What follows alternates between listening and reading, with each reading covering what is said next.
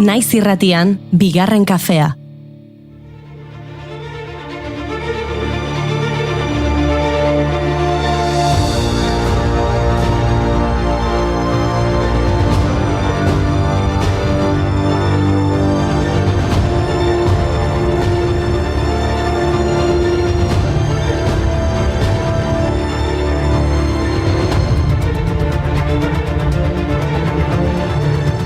Egunon guztioi eta ongi etorri bigarren kafera. Eskerrik asko beste behin gurekin zaudeten entzulei, baina gaurkoan bereziki eskerrik asko lehen aldiz entzungo gaitu zuen hoi. Izan ere gaur, ekainako 27 lehen aldien mundu eguna da. Bai, ez ustean harrapatu zaitugu, ez da, Noski, despistau. Noski, efemeride hau ez da egutegian agertzen, izan ere guk asmatu du. Hori da, egutegi kristauaren arabera, gaur Santa Natalia eta San Pantaleon santuen eguna da. Eta zehaskako egutegiaren arabera, aniotz, sorospen eta laguntza edo laguntzane deiturikoen eguna. Zoriona guztiei noski, baina guk esan bezala lehen aldien eguna ospatuko dugu. Running on the red lights, the middle finger was a peace sign, yeah. We were sipping on emotion, smoking and inhaling every moment.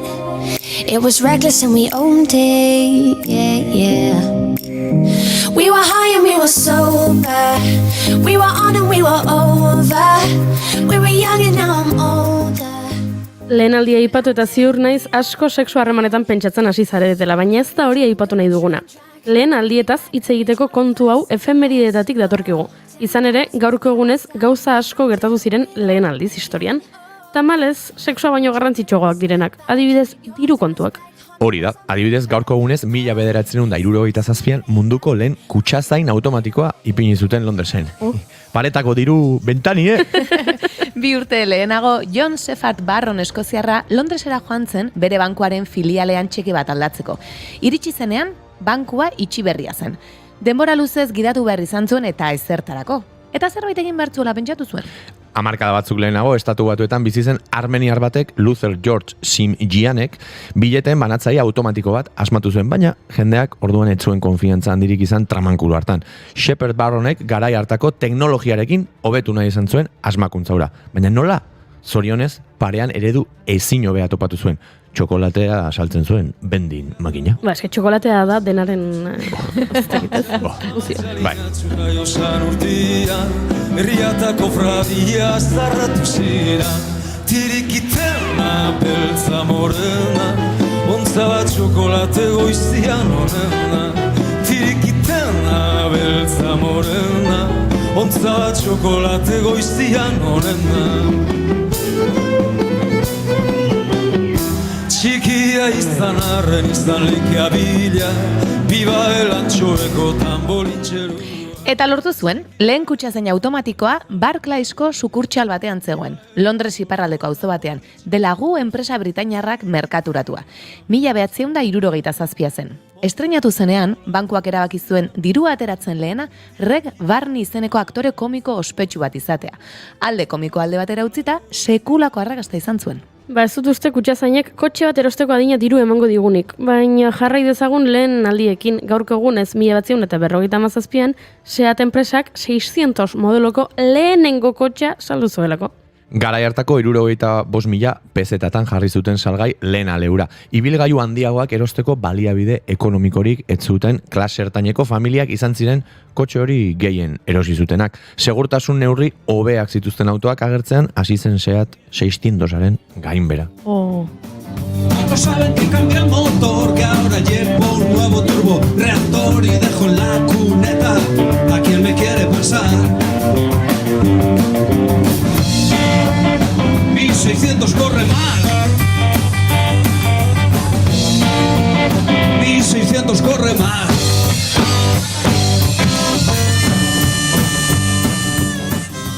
Egia esan denetarako dago abesti bat, Zuk esaten duzu, gaurko egunez saldu zen lehenengo 600a eta abesti bat topatzen duzu 600ari buruz. Tira. Jarrai dezagun lehenengo aldiekin, edo beste modu batera esan da aitzindariekin. Gaurko egunez jaio zen Manuela Solis 1872ko ekainaren 27an. Valentziako Unibertsitatean medikuntzako lizentziatura lortu zen lehen emakume izan zen. Hori bai, lehen aldi garrantzitsua. Eta hildo horretatik gaurko egunez hil zen Anna Sandström Suediako lehen emakume kimikaritzat hartzen dena.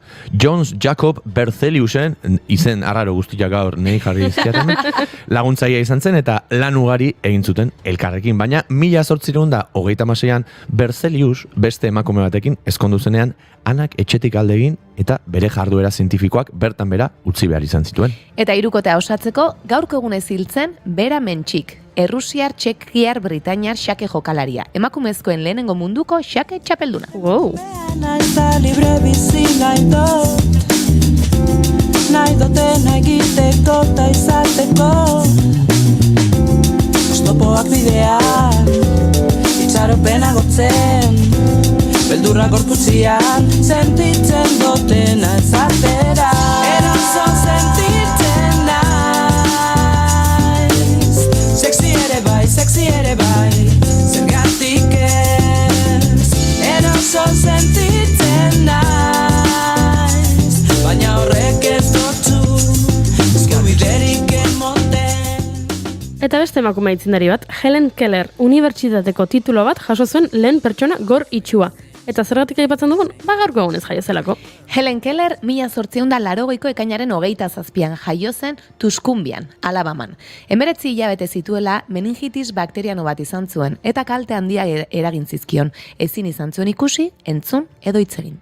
Familiak Alexander Graham Bell zientzialariari eta asmatzaile ospetsuari aholkoa eskatu zioten. Bellek lehen telefono asmatu zen, hori ere beste lehen aldi bada. Eta hark aholkatu zien Bostongo itxuentzako Perkins Institutora aurkeztea Alaba.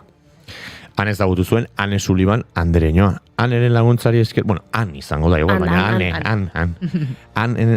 Annen laguntzari esker Cambridgeko bigarren hezkuntzan graduatu zen eta ondoren Radcliffe Collegeen sartu zen. Bertan, lizentziatura bat jaso zuen. Bizitza osoan zehar hainbat artikulu eta dozena bat liburu, baina gehiago idatzi zituen bere esperientziei eta bizitza ulertzeko moduei buruz. Hanging in the street, enlightenment, whining mercy me,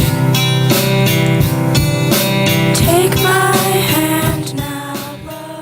Venga, lehen aldi gehiago, ederra hau gainera. Gaurko egunez, duela 30 urte, lehen aldiz kontzertu bat eskaini zen Gipuzkoako auzitegian. Hori ez zenuten espero, Badakizu zein izan zen. Bai, kontatuko dizuet. 1984ko ekainaren 27an, Negu Gorriak taldeak kontzertu sorpresa eman zuen Gipuzkoako epaitegiaren aurrean, kamioi batean. Taldeko baixulari Mikel Kazalis intsumisoa epaiketara deituta zegoen, beste askoren artean. Kazalis etzen epaiketara aurkeztu, epaiek kalean zer gertatzen den jakin zezaten. Kontzertuarekin errepidea moztu zuten ahoz-ahoz zabalduta bertan bildu zirenen gozamenerako eta kalean zebiltzan herritarren harridurarako. Kontzertua amaitu zenean, kamioiak aldegin eta bertaratutako 200 lagunek eserialdia egin zuten gobernu zibilaren aurrean. Zezu makina baino gehiago da, emakumea gizakia da. Zezu makina baino gehiago da, emakumea gizakia da. Gauza bakarra burun badaukazu, amipuzgarri bat dezakezu. Gauza bakarra burun badaukazu, amipuzgarri bat dezakezu. Begira, eskaparitu ikasketak, zuzendu lezake multinazional bat. Begira, egun irakaslea da, berak irakasten dizu etorkizuna. Begira, egun erizaina da, bera zainduko digu geure bizitza. Begira, egun militantea da. Baina lehenengo aldiak existitzen diren bezalaxe, azkenak ere existitzen dira. Dakizuen moduan, ostiralean amaituko dugu irratsaio honen 5. denboraldia, hau da, bihar. Eta jada hasi gara gure kolaboratzaileei agur esaten. Unai Elordi gure informatikako irakaslea agurtu genuen pasaden ostegunean, Maialen Teiabide gure musikako irakaslea agurtu genuen asteartean, eta gaur, Andoni Mateos gure geografia irakaslea agurtu behar du. Bueno, ea ez digun ikasturte amaierako oso azterketa zaila jartzen, Gainera txoritxo batek esan dit, ez datorrela bakarrik. Kide bat etorriko mendaberarekin. Beraz, gaur bikoitza ikasiko dugu agian. Edo azterketa bikoitza baita ere, ez.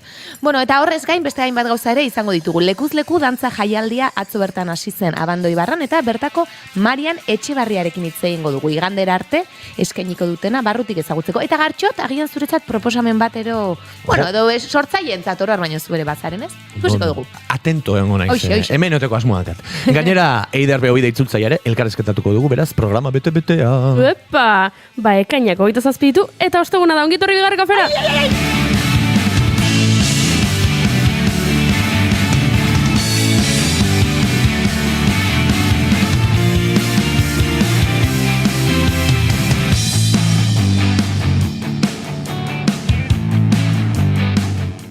Zuekin, Gartxot Unzain Letona. Egunon, ekipo... Good morning. Hi!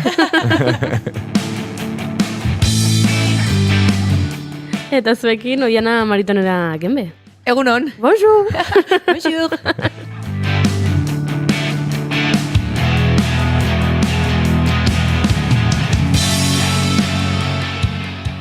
Eta ni goiuri ez eizarandia naduzu, hementxe bi Buongiorno. Inoño hostiarra hoekin. Oh, buongiorno, principessa.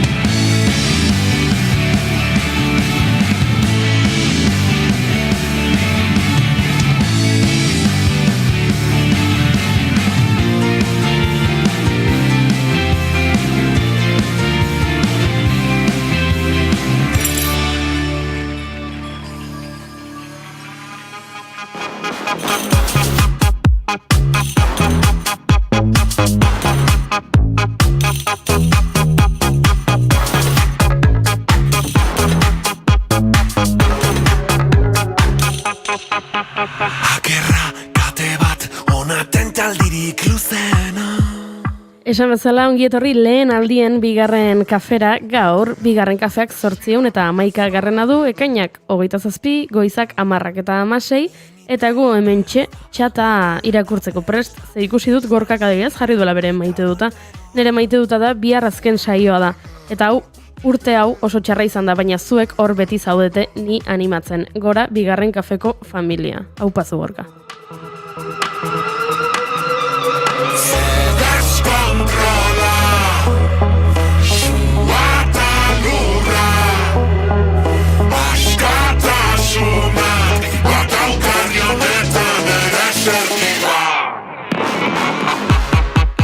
Nekane altzelaik dio, egunon gosaltzen bitartean zuei entzuten. Bai, nekane, baina kontatu dena, gosaltzen baina non.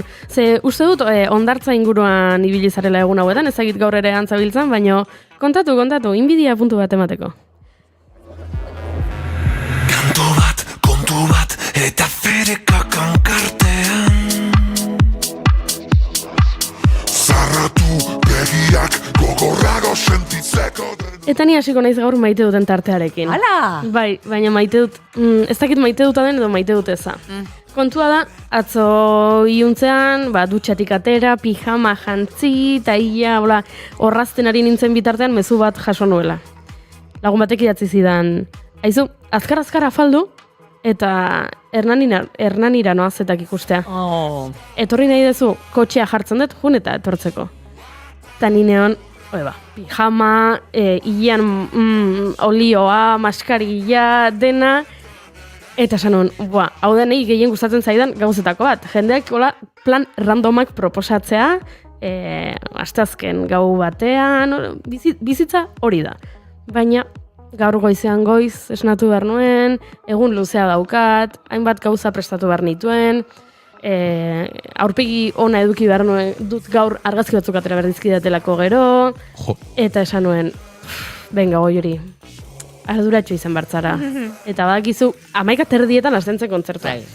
Orain, Hernanira joaten mundin bazara, eta kontzertua ikusi, eta gero esango duzu, kontzertua bukatuta orain, nola gehiago geratuko gara, ez? Eta gero bultatuko gara, eta gaur oso goiz esnatu behar nuen, eta ez nintzen joan, beraz, nire maitu dut eza da, arduratxo izatea. Zenik nahiago nuen izan, ez dakit, errebelde hippie gaztetxo bat. Baina, konturatu naiz, enaizela.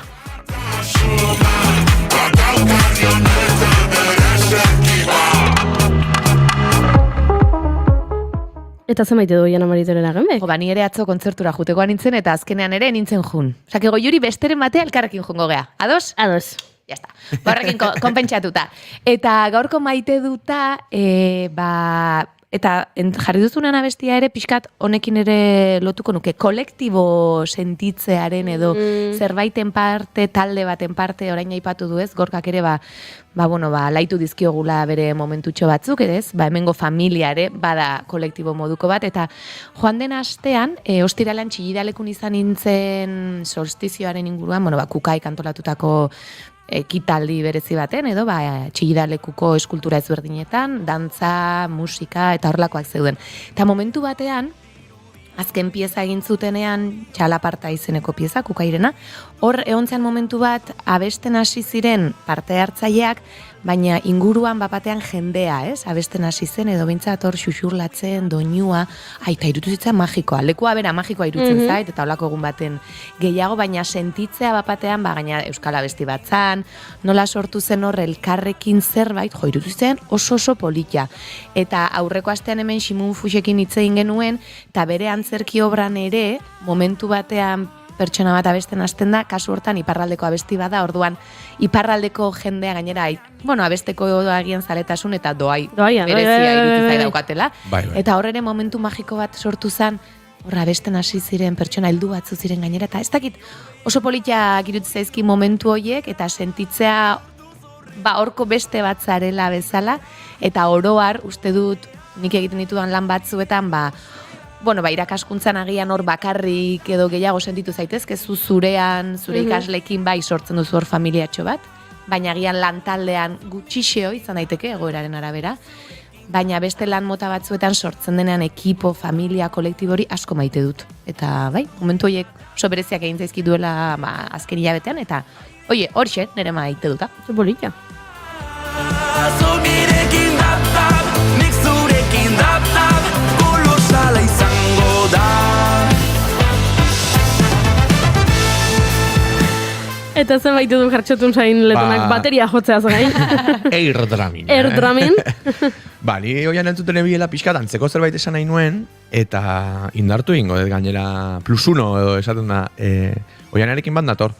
Nik ere maite dut, ez dakit, gugandik arago dagoen hori, elkar banatzen dugunan, eta gainera pixkat, ez dakit, agresibo jarriko nahi zen. Baina nire aldartea gainera da, uste, exigitu behar diogula gure buruari ere hor aktibo izatea zen. Bistan da, eta zuk ere kontatu duzu, barrutik dagoen zerbait partekatzen danean, norberak eta inguruko orok ikasten du, eta batzutan tristea nola mugatzen den hori gure gizartean, ez dakit, bazterreko zerbait izatea bezala, eta orduan pasatzen denean zuk esan duzu bezala. Hori. Eta, bigarren kafeare izan da aurten, eta aspalditik plaza bat, jendearen jardun horiek ezagutzeko, niri beti interesatuko zait, badakizue musikarekin zer ikusia duen hori gehiago, baina benetan, hemendik pasa den jende horok niri ere izugarrizko txutea ematen dit, bakoitzak bere barne mundu hori nola azaltzen duen pasatzen denean, ez? Eta orduan, nire aldarria da nik maite dut hori ere, baina ez dut maite ere askotan nola baztarreko gauza bat bezala ikusten den, eta gero egunerokotasunean hain, ez dakit, lehen lerroan ditugun, olako aportazio humanorik egiten ez duten hainbat jardun. Orduan, ni zure ekipokoa naiz, zure zirko berean, eta goiuri ere zirko horretakoa dela. Baina nire maite dut eza da, utzi dezagun ere sormena eta humanoa den hori partekatzearen ideia, ez dakit, erresiduala den zerbait izango balitz bezala. Jarri dezagun gure bizitzaren zentroan, zen biztan da egiten dugunean ze ekarpen positibo egiten duen orduan, ez dakit, bigarren kafea bezalako plazak ere inditzagun beste leku guztietan eta jarrai dezatela. Ze polita. Polita eske, bartxot. Bildu bitartean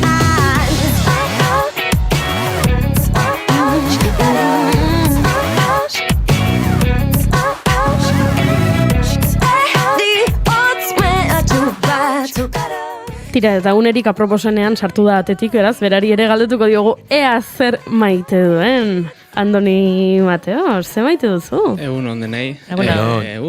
Ointxe hola bote prontonea, itxina izkorrika eta... Jo, moin dela gutxi, entzunun irratin, ez dakitze katetan zan, agendan inguruko, usnarketa moduko bat, ez? Dena dauzko una agenda horiek. Eta, maite ditut agendak, ze azkenen dia gure, eta batez pertsonaiek, agenda horiek gordetzen dituzten, ez? Urte desberdinetako agendak eta ez dakit zertako, Oian nahi pegatzen dio pila bat. Kostatzen zai pila bat botatzia, eta esate, baina zertako daukat, gaina, ja pasada, ez? Hortxe oten da, batzutan, bai. Maite detoiz, ze azkenen da, ez dakit, gure historia eraikitzeko oinarri bat, ez? Zuk, hartze dakazu dela 10 urteko agenda, eta repasatzen hasi ez, eta zein unik bain dela 10 urte, ze nolako astek neuzkan. Igual okupatu honeon, igual ez, igual libre honeon, da horrekin igual pixka eta esnarketa dita, akazu zenolako bizitza bandezun, da, bai maitze, agendak. Autokritika txiki bat egitaren nire buruari, autokritika hori zaten. Google kalendarren, ez dakit, nola izaten, ohitura bihurtu denean Google kalendarrera biltzen, konturatu naiz, gazteagota nuen joera hori, orantxe bertan aipatu ezuna, desagertu zela. Zeleno agendak bazuen igual, ez dakit, nire kasua mentzat joera handiagoa, gaur, hau daukat bakarrik ez baizik, eta gaur ala sentitu naiz, ez dut esaten txikitan, gelako, gustatzez, ez, nik ere izan nuen bere garaian oso barne prozesu nahiko gogor bat, emozionala, eta nire garapena lantzen nuen hor, eta ostra gaur honek horrela eragin dit, eta oso eraikitzaia zena. Eta gero nik uste Google kalendar egon kortu denean, orain agenda ikusten dut mobian bakarrik, bihar 6etan ensaioa, goiurik esan dit ostegun goizean etortzeko, bakizu Google kalendarreko kolore horien, ez dakit nola esan, diktadura txiki hori orduan, bai, nik ere maite dut, baina tamalez, ez den maite nola galdu zaidan hori egiteko joera, kagoela letxe. Datorren ikasturterako. Venga, ba. Datorren ikasturterako etxeko lana jarrita, guk ja ofizialki, hasiera ofiziala, ebango diogu, bigarren kafeari.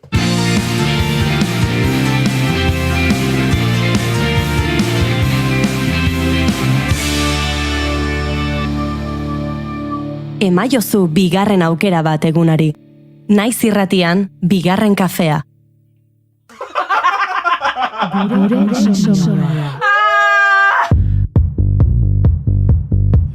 Ara, Oiana, hemen ze hartu zaigun, bekatoros bat? Hemen gurekin da Dom, Euskal Ilustratzaile Grafiko eta marrazkilari feminista bekatorosa, guk dakigun arte behintzat, alduden Nafarroa berean jaioa 1994 urtean, eta hainbat proiekturen artean akaso ezagunena bekatorosak liburua bera da. LGTB komunitatearekin lotutako beste proiektu batzuetan ere ari da hemen Baxe Nafarroan. Nolatan hasten da proiektu hau, edo nolatan sortzen da gogo hau? Eta gero berriz itzuli nintzarik Euskal Herrira, egiten nuen lana Glasgondeia askien ganatua zen. Baina iduritzen zaitan, piskat egetxe egizela han egiteaz, eta Glasgoko gizartea biziki queer baita, eta transidentitatea biziki azkarra da, LGTB-tasuna orokorki ere ikusten da denetan, karrikan ere biziki presentzia polita badu, eta beraz berriz itzuli nintzelarik etxera, pentsatu nuen, orain ene aldi zerbait egitea, nahi nuen liburu bat egin, berriz maite mindu nintzen ene lehenbiziko amodioarekin, eta... Histori hori iruditzen zaigu, fascinating. Entregara kotxean komentatzen lehen, eta izan da, ose. 10 urtez entxatu niz berarekin izaitea, eta memetu batez errandit, bai, ados, hola eginen dugu.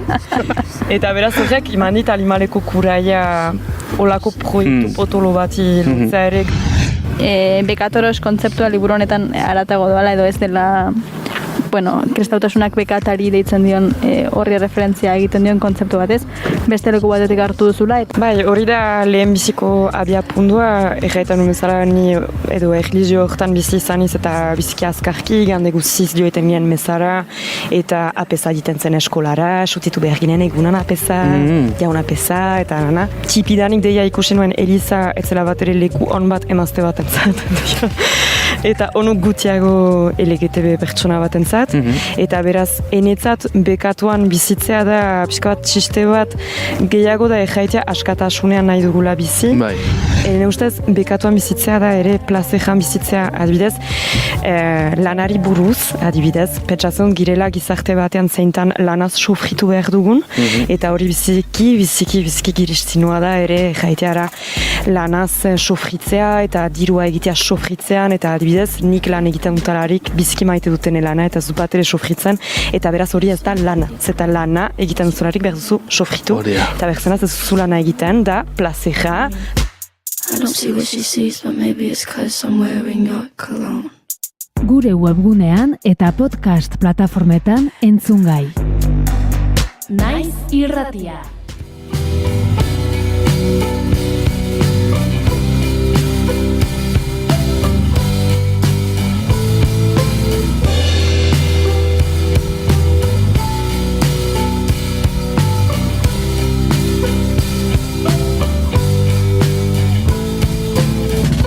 Nork bere gela zaindu gabeko eguna, gordetzean pilatu oizaizkuna. Bigarren kafeko estudioari laborategia ez izena jarri genion, denboraldiari ikasturte deitzen diogu, eta gure kolaboratzaileei irakasle. Lehen aipatu dugu gure informatikako irakaslea agurtu genuela, Unai Elordi Hidalgo, gure musikako irakaslea ere agurtu genuela, Maialen Teiabide, eta gaur gure geografiako irakaslearen ikasturteko azken klasea izango zela aurreratu dizuegu.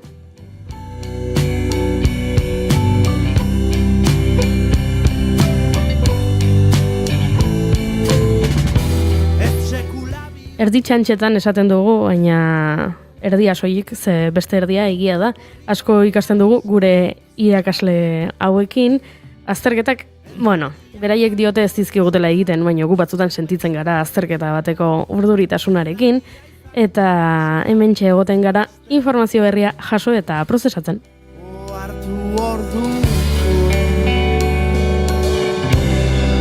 Oartu orduko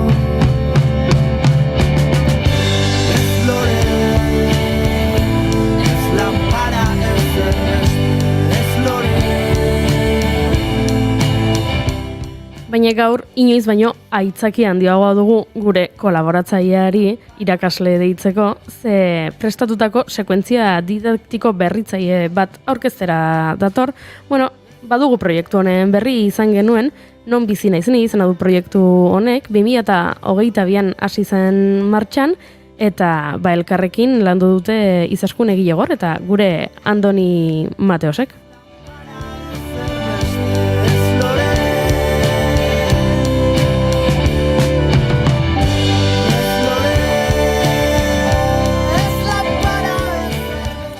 Elkarrekin aritu dira 100 ikaslerekin hizketan, dozenaka proiektu proposamen jasotzen, eta 2 edizio hauek igarota, oraingoan Gipuzkoako Foru Aldundiko Gobernantza Sailaren eta Tolosako Udalaren babesarekin proiektuaren eta sekuentzia didaktikoaren eskuliburua idatzi dute laster argitaratuko dena. Beraz, horren inguruan aritzeko hementxe daukagu Andoni Mateos, eta txatean dago Izaskun Egilegor, eta idatzi du oraintxe bertan, txatean nago,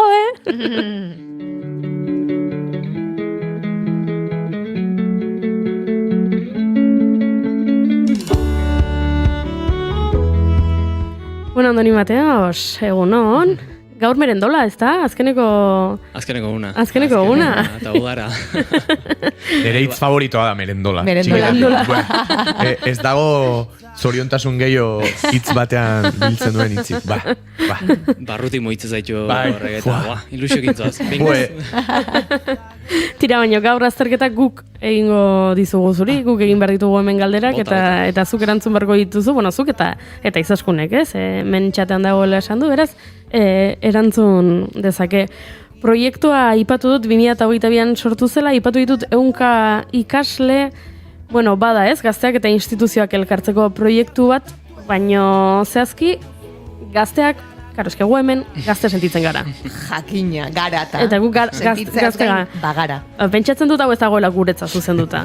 Bueno, alko zanpresatu zerbait, Gazte bali mazete eta gazte sentitze bali mazete, bueno, aizu dena egokitu daiteke. Baina berez, gaztetxoagoak dira, ikastetxeetan dauden gaztetxoekin egiteko lana da. Azteko eta behin proiektua sortu zanen, pentsatu zen batxiergo lehenengo urteko ikaslei aplikatzea. Gutxura, 15-16 urteko bitarte hortan, hor sartzen dian gaztek. Azkenen gazte talde horrek bere urrongo urtea ibida, bere urrongo ikasturtea ibida, behin 17-18 urteko langa hortan sartuta, nolabait gizartean parte hartzeko eskumen gehiago dauzkate. Adin txikiko izatetik utziko dute, eta hortaz bozkatzeko aukera izango dute, eta oinarri hori pixkat nolabait ondo fundamentatzeko eta ondo erakusteko gizartearen antolaketa eta instituzioen antolaketa adin tarte egokia zela pentsatu zuten Tolosako udaletik eta aldunditik, eta guri ere hala iruditu zitzaigun.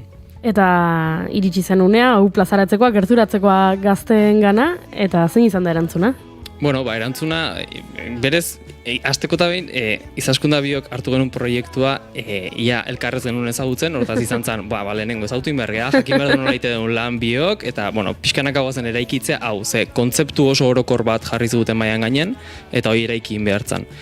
Demora batekin, bilera desentekin azkenen lortu genuen forma ematea kontzeptu horri, eta egia esan lehenengo edizion eta baita bigarren edizion erantzuna izan da ikeragarrizkoa. Egia da lehenengo aldi hortan astapeneko zerbait izan zala, proiektu pilotu ditu genion, eta bigarrengo ikasturte hontan, justu haintxe bukatu den ikasturte hontan, nolabait, forma horrek itxura politiago bat hartu zuen, egokitu intzan bai adintartea, bai ikastetxen errealitatea, eta ikaslek eta irakaslek, zentrotako irakaslek baita ere, beste perspektiba batekin hartu zuten. Izan zerbait berria, baizik eta, ezautze deulen urtetik, bakigu zertaz di joan, bakigu zindan helburua, eta egia esan emaitza zentzu hortan oso aberasgarria izan da.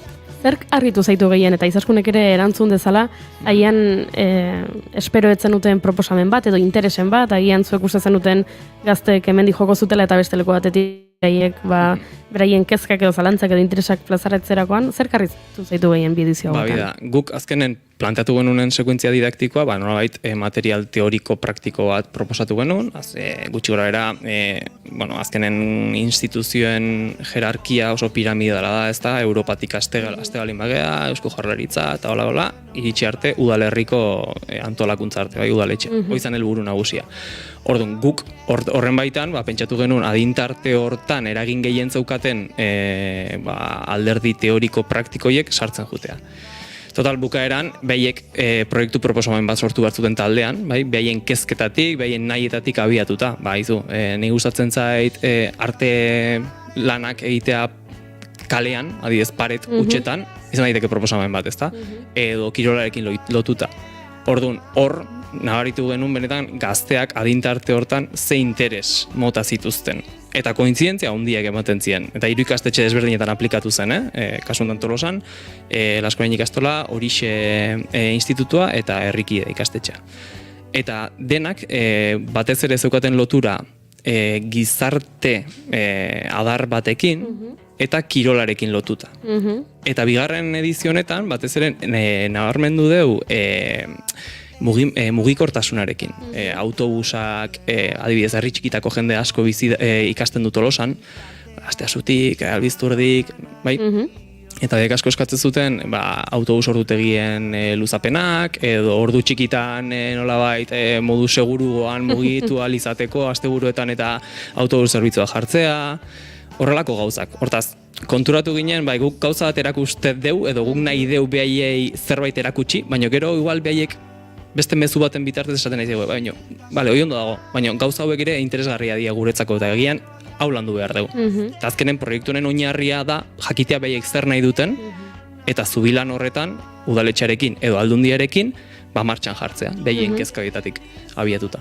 Niri txoritxo batek esan dit, gidabaimena ateratzeko laguntzak asko eskatu direla proiektu honetan, beraz gazteen kezka nagusia, bai autobusak eta luzatzarena, baino nola autobus ordutegia nahiko murritza izaten den egun askotan, badutela beharra autoarena, edo beharra ez dakit, baino gogoa behintzat badutela. Nirekin etor zaitez, esaztu baietz, ezin dut Hau agian lokatzetan sartzea izango da, baina 3 ikastetxea aipatu dituzu, bat da kristau eskola bat, bestea da ikastola bat, eta bestea da eskola publiko bat. Proiektua lantzerakoan desberdintasunen bat topatu duzue, interesetan, edo parte hartzeko moduan? Ez da lokatzen sartzea, ezkenen da errealitate bat, eta bire maian gainen jarri behar da. 3 sistema desberdin dira, oinarrin legei jarraiki hezkuntza programa oso antzeko eman behar dituzte, materialdetik eta itena, baina gero ikastetxen barrun sartzeko garaien proiektu berritzaiek, nolabaiteko narpen gehiago edo gutxiago egoten da. Esan behar dugu guztitan, ez deula nolabait arazo bat euki edo ez dugu inoiz barrera bat euki esan ez, guk ez ditugu hartzen, guk gure barne proiektuak bai edo gure hildotik datozen proiektuak bai, eta hauek ez. Zentzortan ez dugu inungo arazoek euki. Baina, egia da, ikastetxe bakoitzak ja ikasturte hasi aurretik ja badaukala programazio bat eginda, aurreikuspen bat eginda, eta batzutan olako programetan beste proiektu txiki bat txertatzea, zailtasunak egoten dira. Izan azterketa garaiak, izan beraien proiektuak, eta aldi berean gure proiektua txertatzen zen ikasgai baten barruan. Sartu behartzen ikasgai baten barruan. Orduan, desberdintasun bezala, ikastetxe bakoitzean ikasgai desberdin baten txertatu beharra auki da. Baina horrek erakusten du baita ere proiektuan malgutasuna. Ez, proiektua honek dauke bakarrik txokoa, nik zerrakit, ekonomian, ez, edo historian, ez. Sartu daiteke gizarte zientziarekin adidez zerikusia daukan ikasgai batekin, eta are gehiago esan da, oinarrizko kompetentzio horiek modu zeharkako batean batzen dituen ikasgai batean. Gure proiektuan nolabait gauza asko ikutzen dira. Ez da bakarrik historia hitz egiten, ez da bakarrik administrazioa hitz egiten. Ingurumena hitz egiten da baita ere, parte hartzeaz, nolabait hausnarketaz, kritikaz, filosofiak ere bere tokia dauka. Orduan modu hortan, esan behar da, tokia badazeukala ikastetxe bakoitzeko programa horietan. Modu desberdinean, baina horrek ere aberatsa egiten du proiektua, jakin da, etorkizunari begira Gipuzkoa guztira zabaldu nahi bada, ikastetxe guztietako errealitateak errespetatu behar direla, eta hortan egokitu behar direla. Zuaitzak bezain soil, otzamarrak basan. Asko gustatu zait hemen Izaskunek txatan idatzi duena ondorietako bat dela, ez jakintasuna ez dela pentsatzen dugun bezain bestekoa. Agian badago hori ez, eta belaunaldi guztiak gertatzen zaigu, gaztetxoetan pentsatzen dugula, eta pentsatzen dugula, hau etzai benetan interesatzen herrigintza, edo etzai interesatzen kultura, eta beti erakusten digute kontrakoa, ez? Gezurra dela eta hori mito bat dela, eta Izaskunek hori dio, ez jakintasuna ez dela pentsatzen dugun bezain bestekoa, eta kulturaren sustapenerako grina dutela gazteek. Horra adibide bat, Tolosan dago kale bat, Soldadu kalea, proiektu batzan, kale hortako lurtzoru bat dena txukuntzea, ondo jartzea, ostras, 15 urtekin eidia pentsatzen, ez, kale bateko hirigintza lan bat, agian Tolosako udaletik bertatik bakarrik pentsatzen den zerbait, ez, hirigintzako teknikariak edo zinegotziak pentsatuko den zerbait, ez, 15 urtekin jaidia hortan pentsatzen eta hori egokitu daitekela, onuragarria dela gizartearentzako, ez, ostras, badaukate landuta zerbait, ez datoz utxetik, kasu honetan. Aurrekoan irakurri nuen, orain ezin ditut datuak eman, ez dakit ze herri zen, baino herri txiki batzen eta antza denez, bertako eskolako ikasle batek 11 urte edo izango zituen, bera gurpildun aulkian zegoen, eta herriko parkean ezin zen ibili besteak bezala kolumpioetan, eta horrela bere gurpildun aulkiarekin, ez zegoen erraztasunik, eta bere gelakideek idatzi zuten proiektu bat, gainera eskuz, koloretako horrietan, idatziz nolako parke bat nahi zuten, beraien lagun Mikelek, erabiltzezan parkea, eta joan ziren paper horiek, koloinetako paperak, oso graziosoa zen, udaletxera aurkeztera paper horiek, esatera, hau proiektu hau egin dugu, eta ja badakigu, eta interneten begiratu zuten, nun bazegoela enpresa bat egiten dituela kolumpio egokituak, eta ez dakize, eta dena jarrita, hemen Google jarri hau, Googleen begiratu hau, eta hor dago, eta prezioa da, hau, eta hemen hau, eta hau erosi, eta jarri hemen, eta orduan ja, eta aurkeztu zioten udalari, eta udalak, gero, azterketa tekniko, ekonomiko, juridikoak egin, eta egin zuen parke berri gora, baina oso politia zen historia, ze abia puntua zen, ume batzuk koloretako horrietan, egun batean alkataren atea jo, eta horriak aurkeztu zizkiotela. Gaur egun gaina, chat GPT-a erabiltzen badakite, Inigo Elordiko marko luke, Unai Elordik. Unai markatu Inigo. Unai Elordiko marko luke guri esateko hoi, baina hortik ere informazio pila dezakete, eta kriston proiektu politia aurkeztu. Erraminta badauzkea. Badauzkea, bai.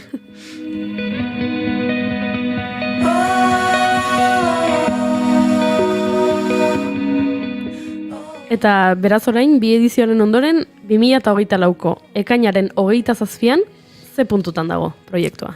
Momentu honetan proiektua bukatu da, hiru ikastetxeetan bigarren edizioi osatu da, ikasleek behien proiektu proposamenak proposatu dituzte, hor bozka sistema baten bitartez proiektu interesgarrinak hautatu ziren, behaiek bozkatu zuten zerbait izan zen, behien artean ikastetxe barruan aurkeztutako proiektu horiek interesgarrinak zienak behaientzako aukeratuak izan ziren, eta horiekin udaletxera bidali ziren.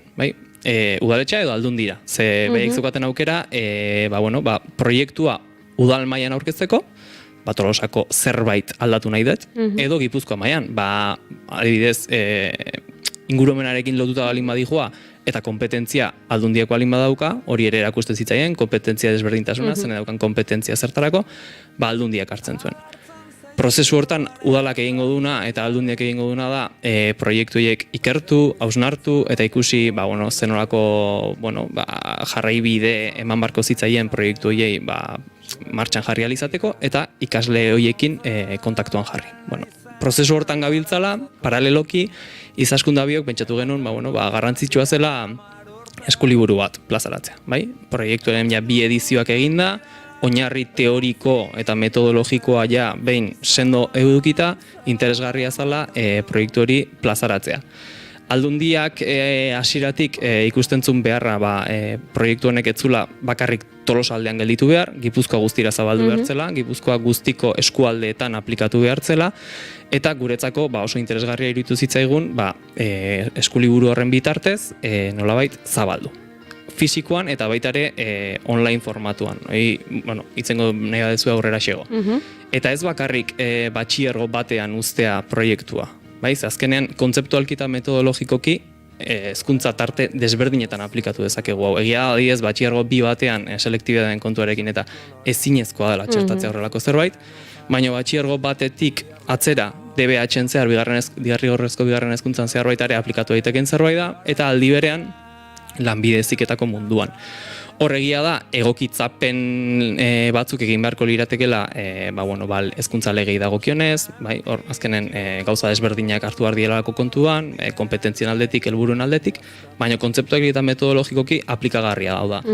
Oso malgua dan zerbait da. Orduan, helburu horrekin sortu da eskuliburu hori, eta, oain dela pare bat egun eman zitzaion itxiera eskuliburuari eta imprentara bidali da. Hortaz, oain gaude txoiten irrikitanean noiz daukagun eskuliburu hori eskutan, eta behin eskutan daukagula aurkezpen ofizial bat egin, deialdi orokor batekin azaldu nahi duen edozein ikastetxek edo interesdunek bertara juteko, aurkezpena egingo da liburuarena, eta nolabait baita ere itxiera eman nahi zaio bigarren edizio honetan egindako proiektuari. Nolabait zikloa itxi, eta hemendik aurrera etorkizunei begida, proiektu ea Gipuzkoa guztira, igual oso zaila esatea Gipuzkoa guztira zabalduko dela, baina, Tolosaldetik ateratzen balin bada, eta beste eskualde batzuetan aplikatzen haste balin bada, nik uste dinamika polit baten sartzen dela, eta hori da gure ametxazkenen.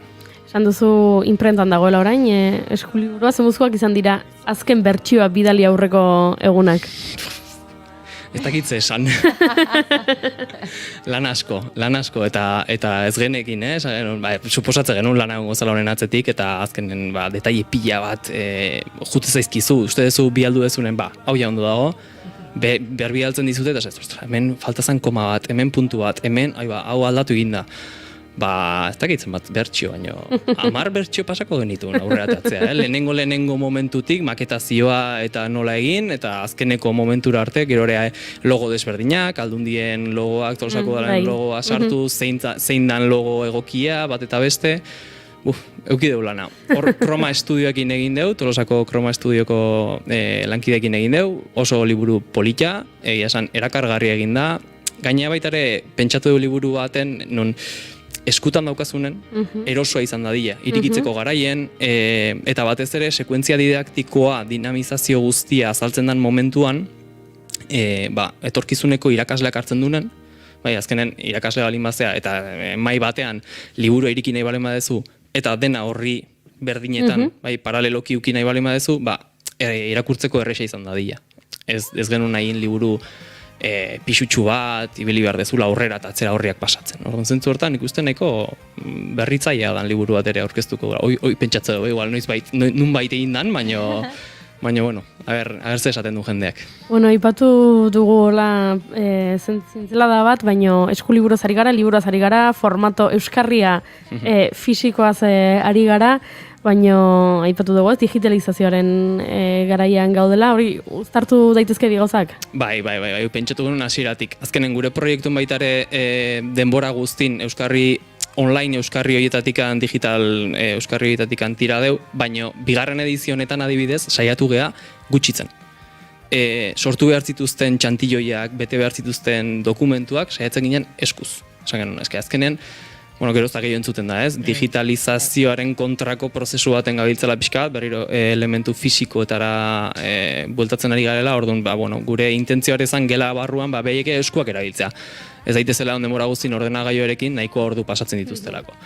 Baina, errealistak izan da, eta irakasleetan pentsatuta, eskuliburu hori fisikoki dagoen bezala baita ere QR baten bitartez, sarbide edukiko dute, bertan aipatzen ditugun euskarri saio bakoitzarako euskarri bakoitza online edukitzeko beraiek irakasleak.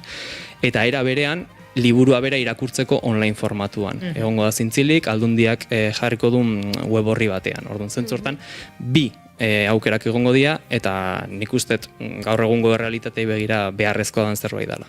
Hemen Izaskunek idatzi du oso esaldi polita dela, aukera emanez gero egan egiteko momenturik onenean dagoela proiektua. Hala uste duzuzuk ere, Andoni? Nik uste da, oso literaria da, Izaskun gaur,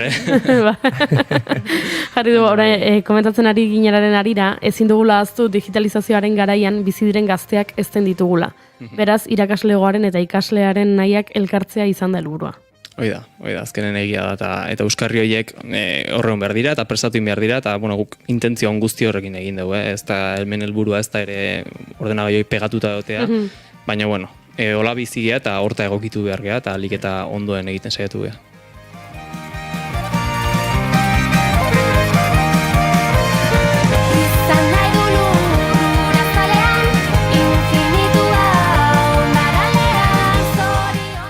Beraz, orain zai, itxarongelan, badatorren imprentatik eskuliburua, hau guztia martxan jartzeko, eta aurrengo pausoak?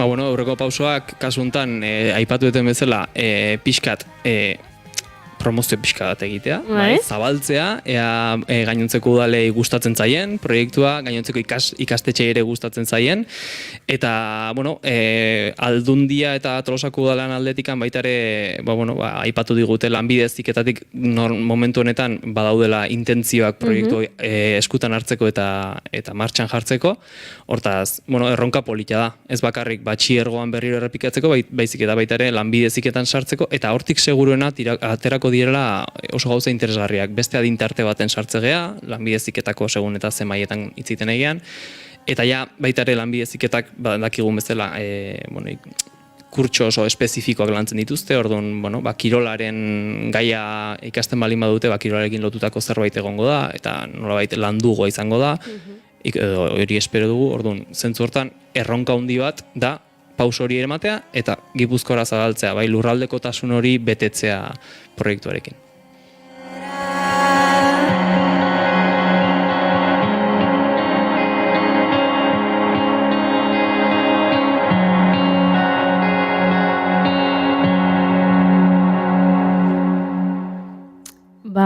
Bukatu horretik, mezu bat jaso dugu zuretzat, Andoni Mateos.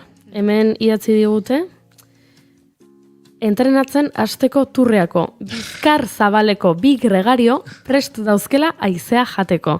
Nahiko mezu kriptikoa iruditu zait, ez dakit nor ote diren, imaginatzen dut nor diren bizkar zabaleko bi gregario horiek, baina prestatzeko? Gogotxu nago, aurtengo turrerako. Gogotxu. Igandean ez dingo naiz egon, baina bueno, beste egun batean seguru baietz eta oso gustoa gaina ateko hauket. Entzulei gogorarazi behar diegu, naiz irratian bigarren kafea ostiralean bukatzen dela, bai, baina bukatzen dela batetik oporrak behar ditugulako, nik behintzat. Denak. Eta bestetik, gure Inigo Asensio eta Julen Goikoetxea Frantziako turra kontatzen arituko direlako, naiz irratian, Donostitik, naiz irratiak Zurriolan duen estudiotik, pantaila erraldoi batekin, eta esan dit txoritxo batek, baita ere, sofa oso erosoa dagoela. Pasaden urtean ez otetzen joan gizon bat egunero, siesta egitera, sofa hartara, pantaila erraldoian, turra ikusten zuen bitartean, eta Inigo Julen eta beste hainbat kolaboratzaileren kontakizuna entzuten zuen bitartean. Beraz, turra interesatzen balin bazaizue. Bertaratu, siesta egin nahi balin baduzue. Hori zamarren, edo siesta interesatzen bazaizue. Bertaratu. Aspaldi hontan guk bezala Inigo Asensio ikusi ez balin baduzue eta bera ikusteko gogo balin baduzue. Bertaratu baita ere, bertan egongo direlako turra kontatzen. Eskerrik asko Andoni Mateos, gure denboraldiko azken kolaborazio honengatik. Zuei mi esker aukera mateagatik olako gauzak zuekin partekatzeko eta entzule guztekin, noski. Eta eskerrik asko Izaskun Horribili dela txaltean jota fuego gure galderei erantzuten, eta berak esan duen bezala, interesatuenarentzat laguntzeko prest, bai Andoni eta bai Izaskun beti laguntzeko prest, eta gu hementxe kafe batekin dena entzuteko prest aurrera egin behar dugu. Itzuli nahi nuen, ta hortik atera nahi nuen, ta orain hemen, isiune hau zen, ta orain hemen, isiune hau zen, enuen jakin hobeto egiten, orain digogoan dut nola utzi nintzen, nola utzi nintzen. Jakin hobeto egiten, orain digogoan dut nola utzi nintzen, nola utzi nintzen. Enuen jakin hobeto egiten, orain digogoan dut nola utzi nintzen, nola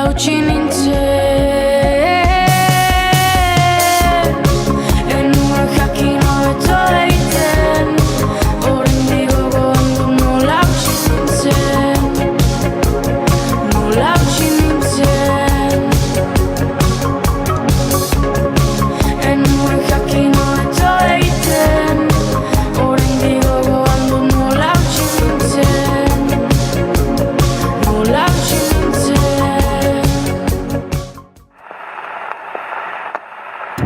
But don't be unkind, it don't mean I'm blind. Perhaps there's a thing or two I think of lying in bed. Gramofonoa, Estitxu Pinatxorekin. But there it is. Keith Emerson ekarri nahi izan dugu gaur gramofonora.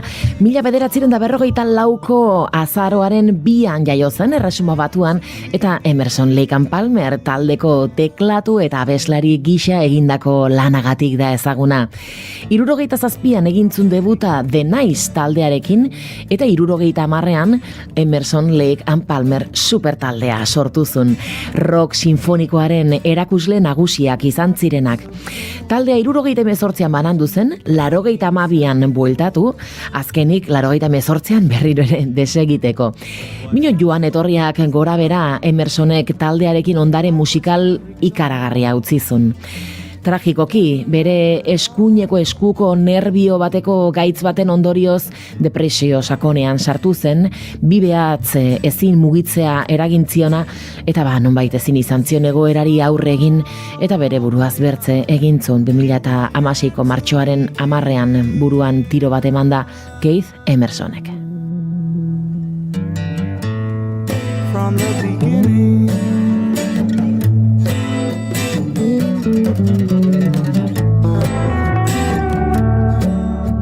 Jada entzungai duzue gramofonoaren azken saioa. Gure webgunean eta podcast plataformetan.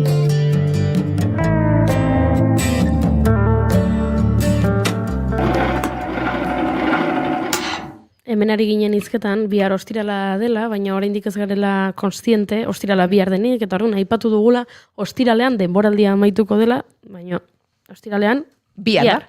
Bihar denboraldia amaituko da badazpada, Gartxot bezala norbait galduta balin badago, Gartxot?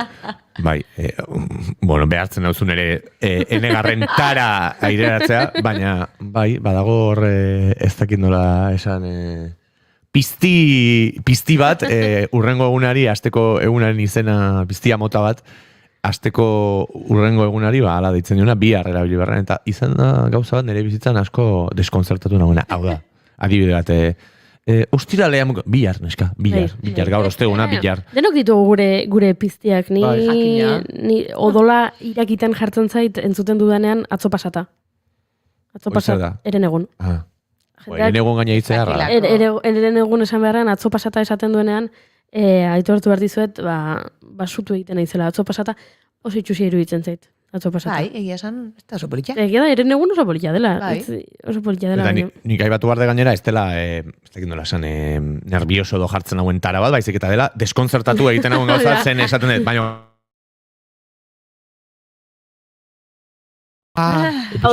Egaldi bat daukazunean, amarrak eta, gaueko amabiak eta amar, eta batzuak, jendari gertatzen zaio joaten dela aeroportura aurreko egunean. Hogeita zazpian, baina amabiak eta amar. Hemen gaudela gu ordua zitze egiten, eta pasa egingo zaizkigu azkenean, goizeko amaikak, baina ez amaikak dira puntuan, eta naiz irratiko estudio zentraletara jo behar dugu, azken ordua ezagutzera. Egun hono Inatzaizpuru? Egunon bai, bigarren gafako lagunok eta entzule guztiak. Tira, Eusko Alderdi Jeltzaleak eta PSek dakizunez akordioa dute Araba Bizkaia eta Gipuzkoako erakundetan elkarrekin gobernatzeko, haietako bat Arabako Aldundia da, baina ez dute gehiengoa Batzar Nagusietan eta orain bai lortu dute Alderdi Populararekin bat eginda lortu dute gehiengo hori. Arabako Aldundiak behar zuen babesen bat eta popularra izango dira, beraz euren sozio nagusi honetan. 18 zuzenketa erregistratu zituen proiektuan Alderdi Popularrak Araban, 2,7 milioi euro guztira aldatzeko eta zuzenketa horiek gaztek etxe bizitzarako, adineko jarrete emateko, merkataritzari laguntzeko eta landa eremuetarako zerbitzuak eskaintzeko bideratuko dira eta hala onartuko dira. Akordioak ardoaren kampusa edota Mercedesen fabrikazio aurreratutako zentroa ekonomikoki bermatzeko balioko duela diote popularrek, legealdiko beste proiektu batzuen artean akordioak ardoaren kampusa eta Mercedes ez gain, bestelako xetasunak ere izango ditu eta Iñaki Oiartzabal espero da, hain zuzen ere, gaur goizean zehar akordio honen inguruko xetasunak ematea. Eta duela gutxi, Save the Childrenek 21.000 haur baino gehiago desagertuta daudela jakinarazi berri du, horien artean leudeke 15.800 eriotza. Pilar Kaltzada, Save the Childreneko erakundeko Espainiar Estatuko presidentea gaur gurean izan da. Eta esan digu, erabateko suetena behar dela Gazan, palestinarren biziak salbatzeko laguntza humanitario jarraitua behar dela, ezin dela behin sartu eta ondoren atzera egin, eta bermeak behar dituztela lan hori egiteko. Eskaldidanik esaten ari ginera lurralde okupatuak bertan bizi diren personentzako atari zabaleko espetxe erraldoi bat edo zirela lehenagotik ere orain espetxe ez sator zuloa, ies egiterik ez dagoelako eta gainera hilarria. Satorzulo eta Ilarria hala definitu du Pili Kaltzadak, Save the Childreneko Espainiar estatuko presidenteak gaztan gertatzen ari dena, zifrek gora egiten jarraitzen dutelako, asko eta asko dira haurrak, hilik daudenak eta desagertuta daudenak beste horren beste desplazatuak eta familien gandik bereiziak ere beraz honi berehala amaiera jartzeko deia egin du Pili Kaltzadak gaur gurean. Hauxe beraz, bigarren kafeako lagunok kontatzeko genuena. Eskerrik asko oinatzku aurrera jarrituko dugu, festa giroan, esan bezala, denboraldia amaitzear da, eta hori proposamenak nahi ditugu, arte eszenikoetaz gozatzeko, parranda egiteko, eta eguzkipean egoteko lasai-lasai. Mendilero bat zulatuan Robi batekin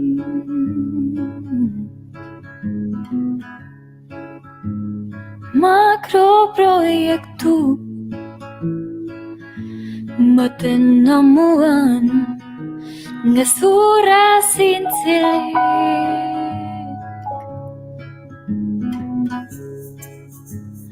neskatza dute mutikoa lotxatua disforia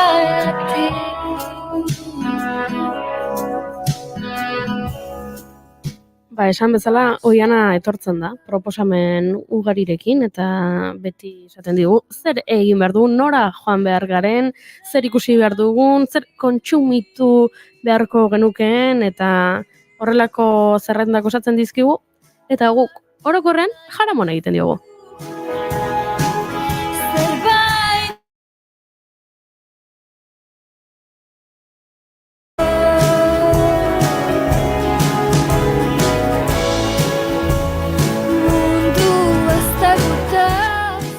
Nora joango gara gaur, Oiana? Bilbo aldera joango gara. Izan ere, 20 urte Abando Ibarra inguruko espazioak dantzaz bustitzen. 20 urte dantza garaikidearen lengoai anitzak ikusle guztiengan gerturatzen. 20 urte lan koreografikoak hiri ingurune eta ezoiko espazioetara eramaten horixe eta askoz ere gehiago da zuzen ere lekuz leku jaialdia. Eta aurten euren 20. edizioa ospatuko dute.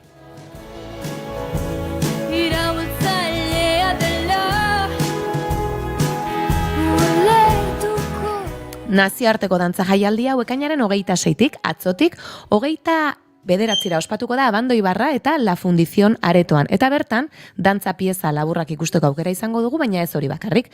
Dokumentalak, ikastaroak eta beste hainbat proposamen ere izango ditu. Jaialdi honen barruko xehetasunak ezagutzeko, telefonoaren bestaldean dugu Marian Etxebarria. Bera da jaialdiaren administraria eta antolatzaileetako bat. Egunon, Marian? Egunon. Zer moduz? Oso ondo, bai. Zer moduz hasi zenuten atzo jaialdia, 26tik aurrera esan dugu, beraz, atzo bertan eman zenioten hasierari eta zer moduzko hasiera izan duzue. Ekitaldi gehiago joango dira aurrengo egunetan, baina, dagoeneko abiatu da. Bai, hasi zen, eta, badakizu, astea beti da, gogorra, hori urturitasunagatik, eta horrela, baina hasi zen dokumental pelikula dantzari buruz, eta jendea bat arrazen oso posik, oso interesgarri zen, eta denetarik ikusi zen, oso multidisciplinari izan zen, eta jendea oso posik. Orduan, ja bigarren egunean, gaut hemen atzopera. Eta aipatu dugu 20. edizioa ospatzen ari zarete, zenbaki borobila, nola hasi zen jaialdi hau? Nola hasi zen jaialdia? Zu badakizu La Fundizionek beti saiatzen ari da, aurkezten da garaikideko dantza, edozein fazetetan. Eta garai hartan, zegoen ja munduan, Ciudades de Danza izeneko mugimendu bat, eta, Brasil edo Barcelonan edo, orain mezait buruatzen Espainia, bazeuden plataforma hau zaiatzen ari zela, eramaten dantza garaikidea kalera.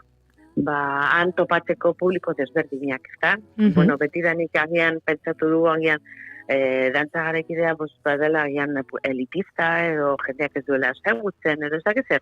Eta orduan, zer pentsatu zuten, venga, hau kalera eraman behar da, eta horrela, jendea, paseatzen ari den jendea, topatuko du, eta jakingo du zer den, eta beldur hori kenduko du, eta disfrutatuko du, eta bueno, hori horrela, asmo horrekin sortu zen Ciudad Quedata, eta hemen La Fundizionek pentsatu genuen, oso ideia ona zela ere hemen Bilboni egiteko, eta pentsatu genuen, Abando Ibarra, leku zoragarria zela, berria zen ere guretzat, irirako, nahiko berria, eta, bueno, jende asko paseatzen zen, eta trafikorik ez, bueno, itxasadarra hor bertan, eta, bueno, horrela zuretatu zen, lehenengo urtean izan zen oso arrakastatsua, eta, orain arte. Eta jarraitu duzu beste 20 urtetan zehar. Hori arrakastak ere jarraitu du beraz, orain arte. Bai. Osea, oso jaialdi polita da, oso atsegina, zu batzuaz paseatzen, bueno, argita garbi dago jende pilo bada ezagutzen duela eta urtero urbiltzen dela. Batzutan ere, urbiltzen da ez bakarrik dantza ikustera, baizik eta badakielako han lagunak topatuko dituelako. Urtero elkartzen diren lagunak han egongo direlako, eta? Baina, bueno, jendea paseatzen da hortik, eta, bueno, leku badauka, ikurra moduan pusika handi bat, heliorekin puztuta, eta, bueno, gorantza doan, ez da? Eta, bueno, jendea badaki, ikusiko duen leku horretan, hor, dantza ekitaldi bat egongo dela. Eta, bueno, jendea urbiltzen da, baina normalean, agian etortzen da lehenengo pieza ikustera, eta ja jarraitzen du pusika hori, eta, bueno, da marea humana, baten dela leku, ikustera, bueno, zer gertatzen den, zer aurkezten den urte horretan.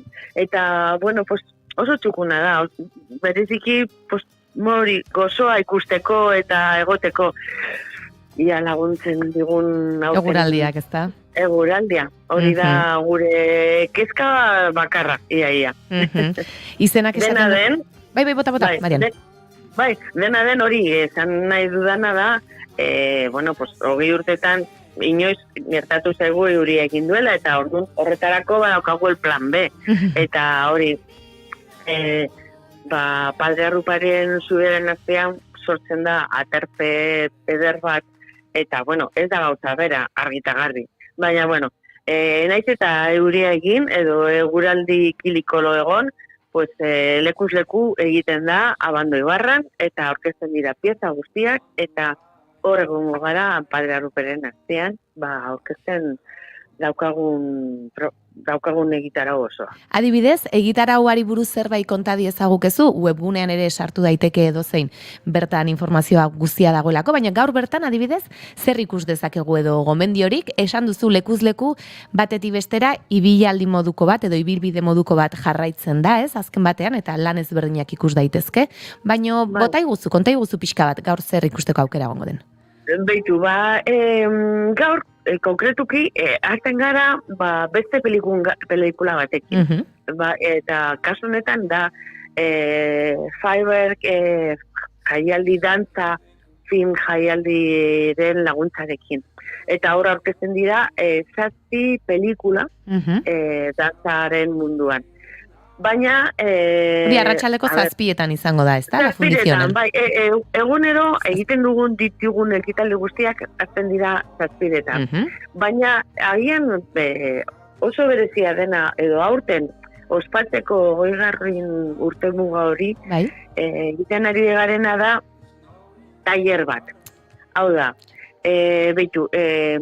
guk ezagutu genuen beste proiektu batekin, ezagutu genuen Teatro de Klange, Düsseldorf dantza talde bat. Eta, bueno, hor egon ginen lan egiten ere, hemengo jendearekin, Eneko Galdoz eta Nacho Monterorekin.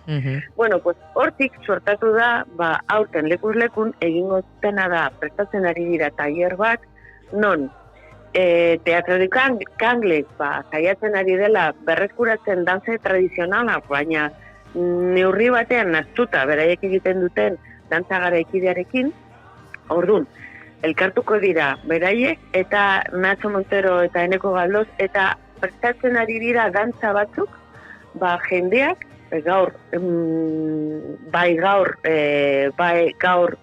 bai bihar, lauretatik zeirak arte, jendea urbilduko da, eta ikasiko ditu, dantza batzuk, dantza plaza antzekoak, ez da beste gauza bat, baizik eta hori, dantza plazak, danak ezagutzen dugun nolakoa diren.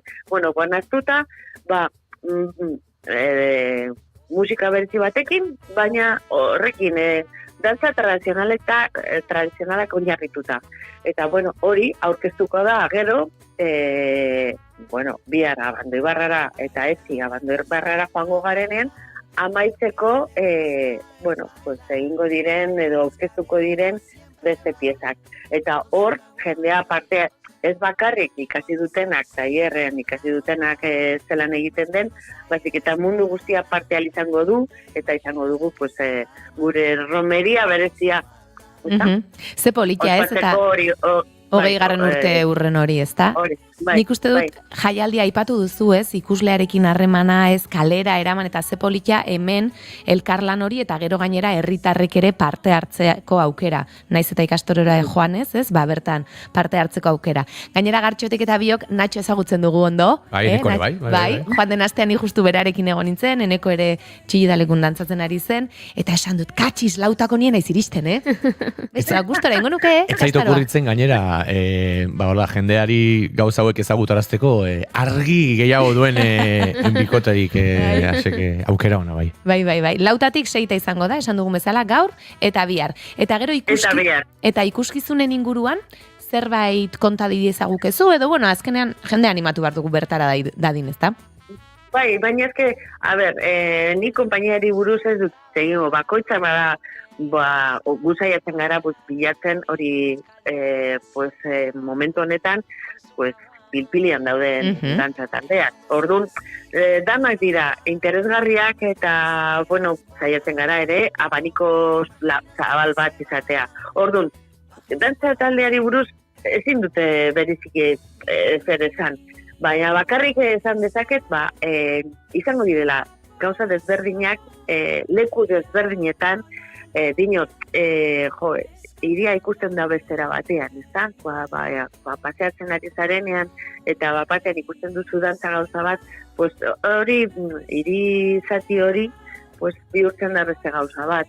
Orduan, nik esango nuke, jendea oso ondo pasatuko dela, oso, ez dakit nola zaten den, desberdina direlako lanaz, eta, gero, amaitzeko ere, amaitzen dugu dantzatzenan, gogo bagara, eta normalean gogo gara. Azkenean, sartzen zara dinamika horretan, ikusten dituzu nola dantzatzen dute, baina gero, nola zaten, deialdia egiten dizute zu dantzatzeko, eta egia zan, ia mundu guztia animatzen da, amaitzen da dantzatzen, eta gero, handik etortzen gara la fundizionera, pizza zati bat, eta garagardotxo bat hartzera. Osea, kompletua da, plan. Hoi da garrantzitsuna. Ezin hobeto, bai. Aizu Marian, eta lehen hasieran esan duzu, sorrerari buruz galetu dizudanean, sortu zenean, dantza garaikideak bazuela agian kutsu elitista hori, eta pixkat hori ere aldatzeko edo, horren inguruan hausnartzeko modu bat ere bazela jaialdi honen sorrera. Gaur egun, nola uste duzu ikusten duela jendeak dantza garaikidea? Hurbildu egiten da, jendeak naturalago hartzen du, oraindik ere kosta egiten da, edo nola bizi duzue hori? A ber, dantza garaikidea nik esango nuke guztiz popularraz dela izango inoiz ez. Dinot. Hor, badauka parte kreatiba, agian oso konzeptuala da askotan, Eta orduan jendeak gelditzen da horrekin, baina nik esango nuke denborarekin evoluzionatu egin du asko. Eta jendea, badoa aretoetara, itxiak diren aretoetara, gero eta gehiago. Baina, opera bezala, agian orain opera, agian gustatzen zaigu gehiago guztiei, entzun dugulako zerbait.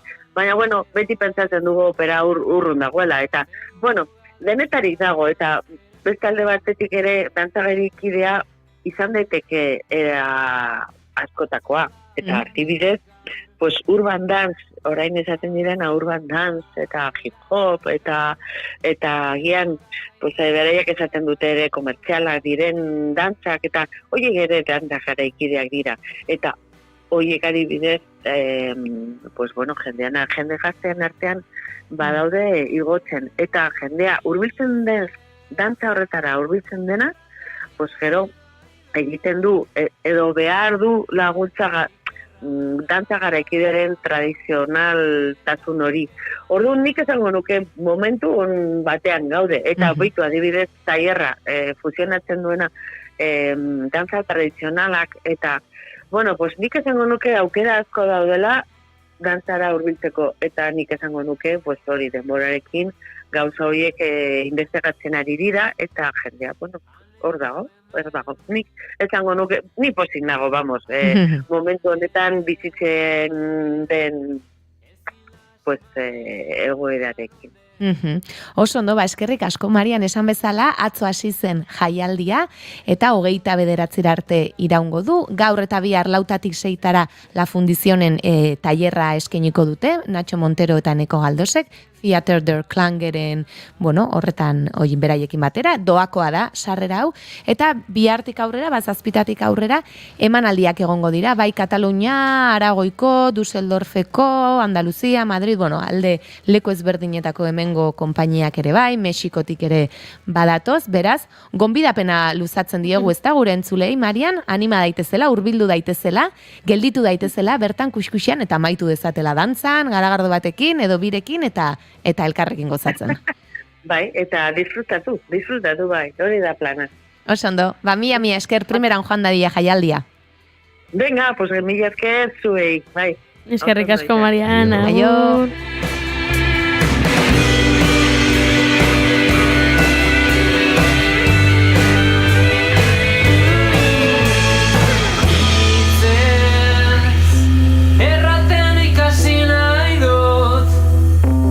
Erraietatik errana, erraietatik emana,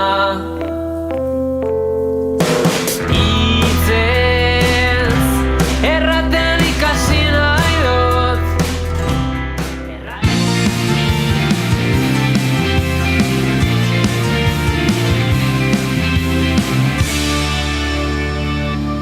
Bigarrenak ez direlako beti okerragoak, bigarren kafea.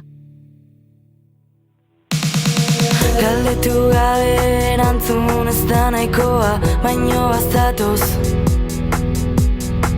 Bertsio asko den aldatu ni ere bai, bat gehiago. Egunero pixka bat aztu igande hontan, biziosorako.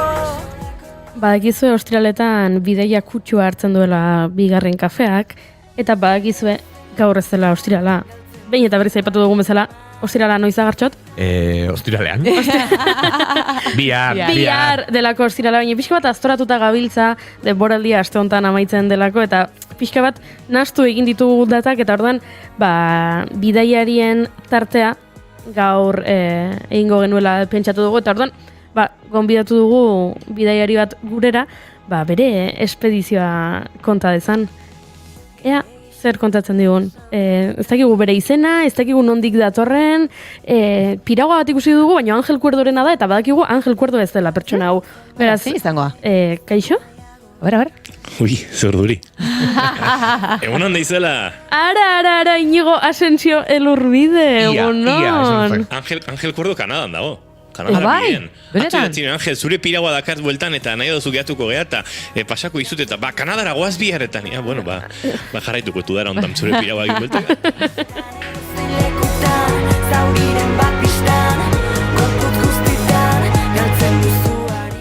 Entzulari kontatuko diogu, hau zegoela prestatuta, hau zegoela gidoian, baina atetik sartu dela Inigo Asensio, eta esan dugu batira, hemen jardadia, jezarri dadia, eta... Betelana behartzen duten, ez da? Ez dugu, ez genuen betelana behar, baina atetik sartu zara, eta esan dugu, tira, agian, ez dakit, karroka maite dut ekarriko ditu, edo... Da badak hartzat bai. Edo zerbait kontatu nahiko digu, esan dugu, tartetxo bat eman beharko diogu, bigarren kafeko the original coffee makerari. Hemen indiokarre jarri du kurasanak ekarriko zituen, ez, Goiuri? Ba ez, ez du ezer ekarri. Ni ger jai nuen, etorren izan ben motxila bat, kamera eta trastea guztera, eta eseri naute hemen izketan. Eskerrak garrotikoak ditugun. Ba ditugu? Zuretzat ez? Ara.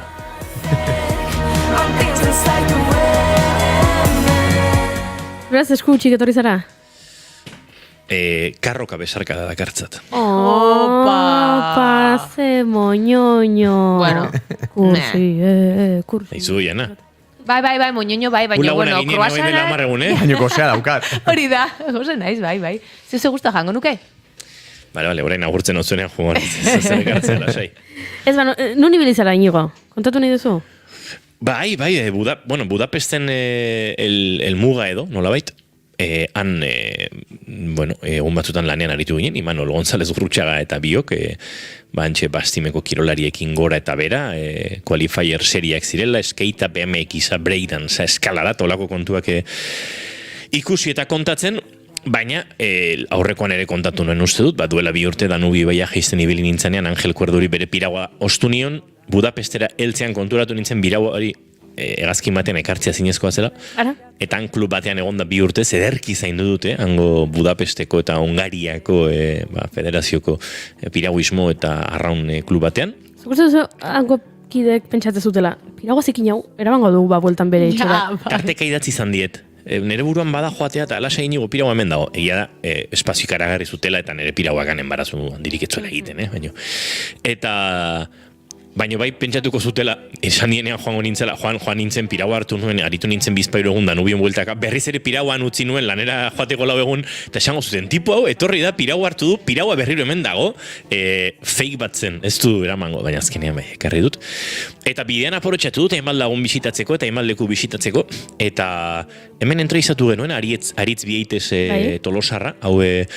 Bueno, pentsa, kuriosoa da, zuzen bidean lizentziatua, graduatua lizentziatu izango da, doktorea, universia irakaslea, eta bueno, dena utzi zuen Italiara joateko bere emaztearekin, eta han rafting monitore bezala reziliatu zuen bere lanbidea, eta beraz, bueltakoan bisita ginen berriro, eta rafting egitera joan ginen.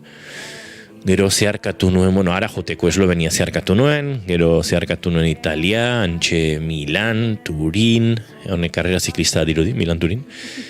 Handik barrena Ibreatik Alpeetan barrena murgildu nintzen, zeharkatu nuen beste tunela handi hau, horrentxe izen ez da torkit. Mont Blanceko tunela. Honek hautan hau. Darmatzat, azkeneko 3 egunak 9 ordu gidatzen. Eta tartean raftina eta piragüismoa egiten, beraz egunak luze joan dira. Ez pena... Pitzik ere ematen. Pitzik ematen, Eta Alpeak zeharkatuta iritsi nintzen Suitzara, Ginebratik Lyonera, eta handik etxerako bide hartu beharrean, bide motzen nahi izango zena, erabaki nuen Parisera igotzea. Eta Parisen bisitatzea Euskal Piraguista Olimpikoak, antziren Maialen Txorraut, antzen Miren Lazkano, antzen Pau Etxaniz, eta beren entrenatzaileak, Xabi Etxaniz, Aritz Fernandez, eta selekzio espainol guztia ere bertan zen, Mikel Trabe, eta David Llorente, eta Nuria Villarrubla, eta orain dela urte asko ezagutzen ditudan palistak. Eta, han ondoan zegoen Euro Disney. Baino, erabaki zuten... Esaten badia zu Euro Disneyen egon zehala? Ez, erabaki zuten nire Euro Disney zela kanal olimpikoan piraguan aritzea, eta antxibili nintzen piraguista olimpikoekin kanal olimpikoan, eta niretzat Euro Disneya jute baina askoz guapo guai izan zen. Horea, Bai, hemendik hilabetera izango naiz berri emaile, eta arrauna eta pistako piraguismoa egingo den esparruan, oraintxe utxutxik denan eretzat 2000 metro aruntz, 2000 onuntz, egaztiak antxe, gozo euskitan Miren Lazkano eta Aritz Fernandezekin hortxe aritu ginen, pike batzuk egiten eta serie batzuk, eta nik abantaia nuen ere piraua zarra da, baina luze askoa, eta hortxe bili ginen, eta gero eslalomeko zirkuituaren amaileraino sartu nintzen, eta bertan azken saltotxoa dagoen hortan. Nere piraua esan dezu? Nere piraua? Bueno, nere piraua, bai. A ber. Angel Kanadan dagoen, eta zer enteratuko? Angelek pirauari iztu zaindu urtetan, beraz, da pixkat, pirau horren, ez da, adopziozko piraua da. Pentsatzera nintzen inigo, horre gongo zen horrelako goizegi joan den ikuskari olimpikorik, esan ez, hau zein, egongo zen horre segundu bat non zure skillsak olimpikoak ziruditen eta norbait horre lagunak eta hor konbidatu zintuzenak ez, bertako bat nio, hau Rumaniako, promesa berria. Nik uste norbaitek pentsatuko zuela, letxez egiten du tiponak traktore hori horrekin hemen. Bai abiadurako piraguismoan eta bai eslalomean piraguak oso ezberdinak dira, baina oso finak, karbonozkoak. Ez dago aukerarik ordu. Ni 80 markadako Angelen plastikozko kaiuko horrekin, nintzen pixkat domingero bat, high level dominger. Vale. Baina, egia da, oso ondo pasa genula eta beraiek entrenamendu bukatzean, pixkat hor bainatzen ari ziren, 34 gradu egiten zituen Parisen, eta hor jolasan aritu dien, da par batzu duta genitun, hor pau etxaniz nire isatxari helduta, tximino bat bailitzan, eta benga, buelta barrezu eskimoa, eta bueno, begia esan estimatzen ditudan kirolariak, eta niretzat izan zen, pixkat Euro Disney, bai. Kanal Olimpikoaren azken arrampa hori ikustea nola jaisten ziren da ni horzai, eta bastante ondo.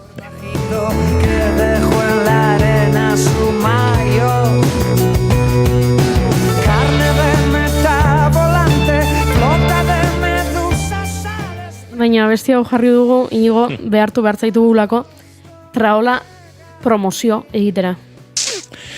Zer dator? Frantzia boturra! Ara. Bihar saioa bukatuta Julen Goikoetxe eta bio joango gara Zurriolako naiz gunera bertan material guztia prestatzera, antxe dena prestuztera. Kolaboratzaile zerrenda itzela daukagu, kriston jende pila izango da gurean, publikoare gonbidatuta, antxe kafetxo izango du denentzat, eta larunbatean turra abiatzen da, nondik eta Frantziatik urrun, nahiko turre arraro izango da ortengoa, batez ere, abiatu, oitu garelako beste lekutatik abiatzen, baina helmugare ez duelako Parisen izango, Olimpiar Jokoak astear izango direlako, uztailaren 21 amaitzen da turra, eta beraz, alako turre berezi xamarra, baina oso turri interesgarria, eta iasan nik gogoitzela daukat, abiatzeko, argitzen hasteko, hortxe, ez dakit, binegar eta pogatxarren arteko lehia horretan zegerta daitekeen, eta batez ere, lehenengo etapetan eta lehenengo astean ere badagoelako. Zer jokatua, zer ikusia Florentziatik abiatuko den tur honetan, eta, Florentziako etapa hori ere, Florentzia bera turraren azpiegitura bisualarekin ikusteagatik bakarrik ere uste dut mereziko duela. Bale, eta hau naiz irratian entzungo dugu, noiz, eta ze ordutan? Arratsaldero, larun bat ontatik hasi eta uztailaren 21 bitartean, normalean arratsaldeko 4etatik 6etara, goi mendiko etapetan, arratsaldeko 3etatik 6etara, hori izango gara, askotan izaten direlako mendateak lehenago, eta horrek ere ematen duelako aukera, kontakizuna pixka bat gozatzeko, beraz 3etatik 6etarako tarte horretan. Andoni Mateos izan da hemen lehentxeago, eta komentatu diogu, prestatzeko, entrenatzen joateko, Bizkar Zabaleko bi gregario prest daudelako aizea jateko. Pentsatzen dut Bizkar Zabaleko gregario horietako bat zuzeu zarela, beste Julen Goikoetxea dela, gainozuk aipatu duzu kolaboratzaile andana izango dituzuela. Bai, pentsa ez, larunbatetik hasita Aitor Aierza izango da gurekin, azkeneko 4-5 urte hauetan kolaboratzaile ezinbestekoa izan duguna, Aitor Aierza izango da Euskal Herrian ziklismoari buruz dagoen frikirik handienetakoa. Berdin dio hitz egiten diozun emakumezko... Lander Garro baino gehiago? Ziurrenik bai. Frikismo ezberdinak dira.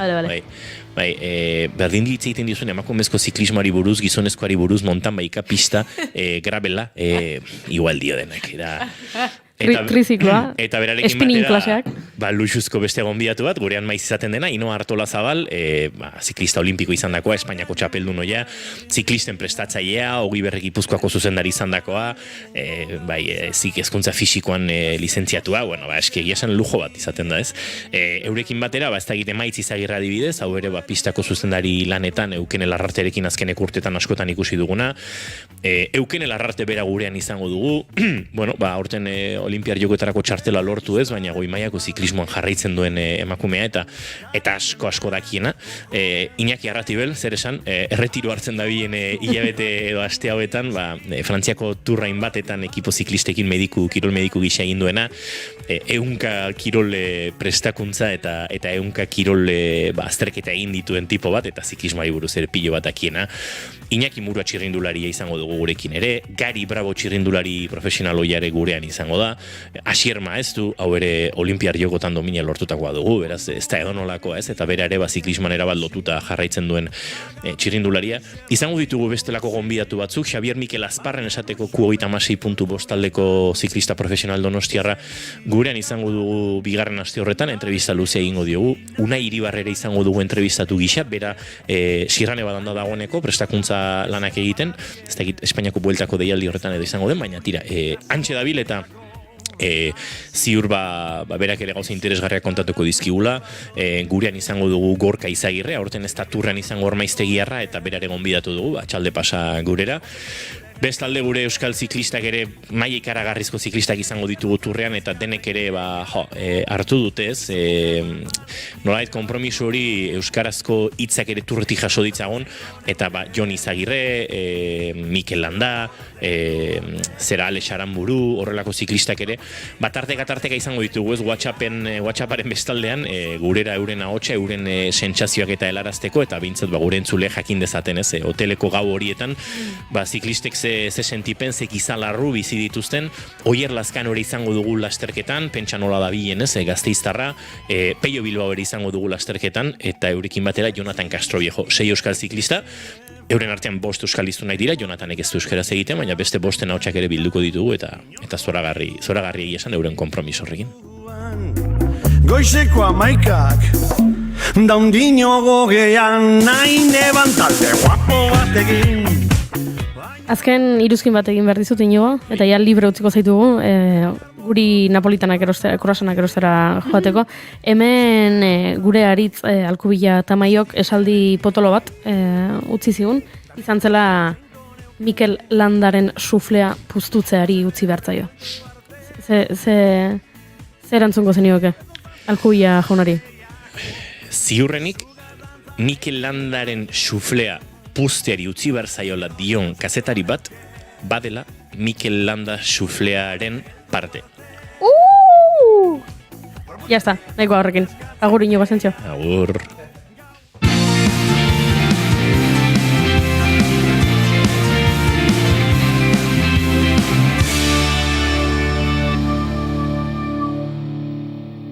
Bigarrenak ez direlako beti okerragoak, bigarren kafea.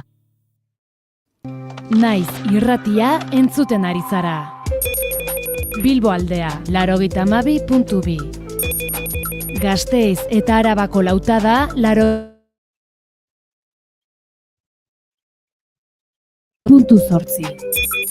Gernika, 96.7. Leitza, 95.1. Bortziriak, 103.1. Urola, 91.8. Goierri, 102.2. Legazpi, 94.6. Naiz irratia.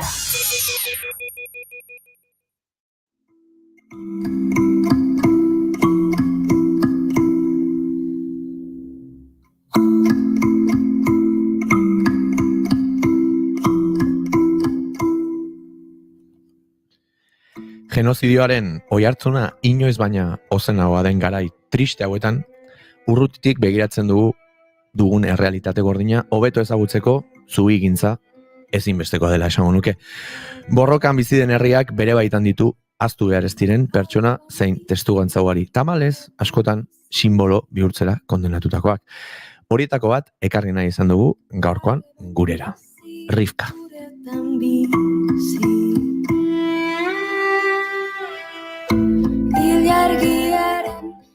Rivkaren borroka gure hizkuntzan ulertzeko aukera izango dugu hemendik aurrera. Nola? Hortxe gure gaurko gonbidatuaren ezinbesteko ekarpena izan ere, gurean dugu gaur, Eider Beobide Urkizar itzultzaile egia tarda nere auzokoa gaina. Berak berri du El Kurt idazlearen Rivka izeneko lehen poema liburua.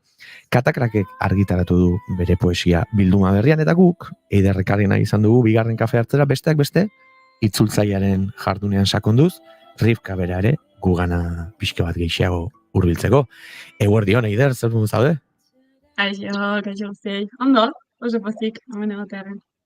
landa lan ez da esan diguzu horreko. Bai, esan bai, nahiko estresatuta. Bueno, animo, ez dakit udalaren atarian zauden zu beste asko bestela, baina hemendik gure Bai. animo handienak. Lehenaldi asko ez dakit, baina baten bat bildu da itzulpen honen buentan, izan ere zure itzultzaile lanetan lehenengo liburua duzu, erronkari tamaina nola hartu diozu eta nola bizi izan duzu. Esan, oso gustora, oso pozik ere poesia aldetik jo dudalako, edo aukera mandidatelako katakrakekoek. Nire gradua amaierako lana poesiaen inguruan izan zen, eta hori aztertu nuen, eta hori oso gustora hori lantzeko aukera honekin, eta horrekin hasteko honekin. Aipatzekoa da ere, hor nonbait irakurri dut, ez nekien Elkur idazlearen Rivka poema liburu hau, italierara soilik itzulita zegoela, bere inglesezko originaletik aparte, alegia, euskeraz ere irakurri ahal izango dela, beste hegemonikoak diren hizkuntza asko, baina lehenago horrek gehitu dio presio puntu bat, edo bada zerbait ez dakite arrotasun puntuak gehituko zion, baina nola bizi izan duzu ere, ez dakite excepzionalidade hori? Bai, esan, zegoen hori ez, alik eta azkarren egitearen hori, alik eta azkarren gaztelaniaz edo beste hizkuntzetan ez ateratzeko guk baino lehenago, eta zegoen urduritasun hori, euskara ekarri behar zelako, eta eritzen zitzaigulako garrantzitsua horrelako liburu bat euskeratzea. Eta liberan hori, Elkurden lehenengo liburua da ere bai, nire lehenengo itzulpena, katakrakentzat ere lehenengotako aldia da poesia itzultzen eta poesia ekartzen ari direna. Orduan, dena izan da berria, maketazio prozesua, guztia. Orduan, izan da olako kaos eta urduritasun bat, baina polita, oso bestuta. Bai, lehenaldi horiek beti izaten dute alako aura eder bat, ez? Sakontzen saiatuko naiz aurrelago pixkat itzultzailean lanean, baina liburuaz pixkat ere entzuleak jakin dezan, bertan aurkituko dugu autorea beraren amona den horren, ez dakit borroka, ez? Gaur egun tamalez hain ezaguna zegoen, kolonialismo eta Israelen violentziaren afera horren inguruan. Hor galdetu nahi nizun poesiaren baitan, askotan poesia izaten delako ebokatzailea, baina hemen lantzen den gaiteriaren barruan zer aurkitu dezake irakurleak, akaso gaur egun telebistaz eta edabide bitartez ezagutzen dugun errealitate gordin hortaz harago, badago poesiaren lerro artean beste gai edo ekarpen ez dakit interesgarririk, nola bizi izan duzu hori? Bai, egia da oso liburu zabala dela, gauza asko ikutzen ditu. Bai, hitz egiten da haren amonaren inguruan, Rivka Elkurden inguruan, eta izenburua horrek ematen dio, baina ez du amonaz bakarrik hitz egiten. Azken zinean Palestinar jaiotako eta Palestinan bizitako pertsona batek bai edo bai hitz egin behar du genozidioaz eta haren herria bizitzen ari denaz, eta hori ikusten da haren poema guztietan, baina ikusten da ere Elkurd oso jarrita dagoela gaur egungo gaietan.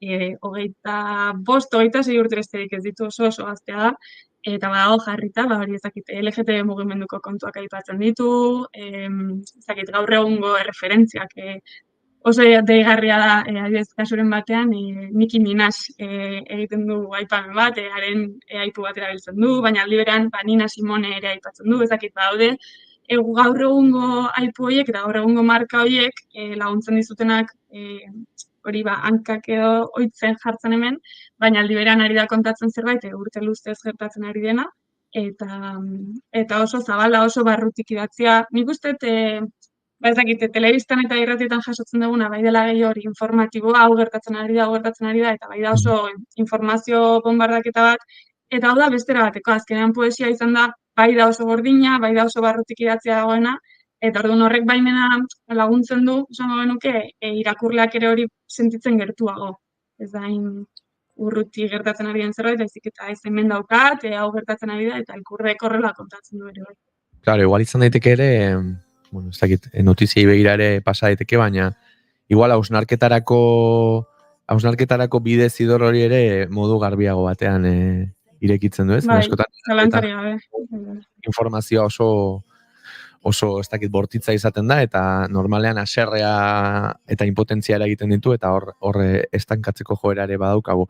Hor adibidez, orain ja askotan ona etortzen diren musikari galdetzen den bezala, nire interes pertsonal ez, baina itzulpen gintza maite duen pertsona bezala nire interes pertsonaletik abiatutako galdera batzuk ere badauzkat.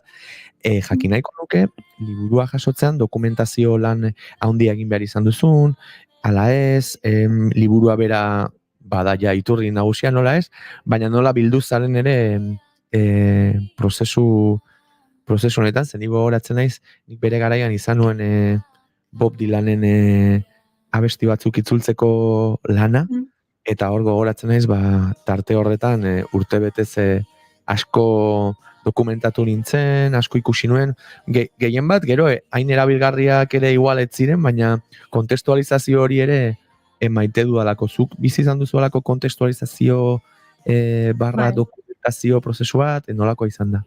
Bai, nik uste dut itzulpen hori ondala oso garrantzitsua, gaiaren inguruan jakitea eta gaiaren inguruan gehiago sakontzea.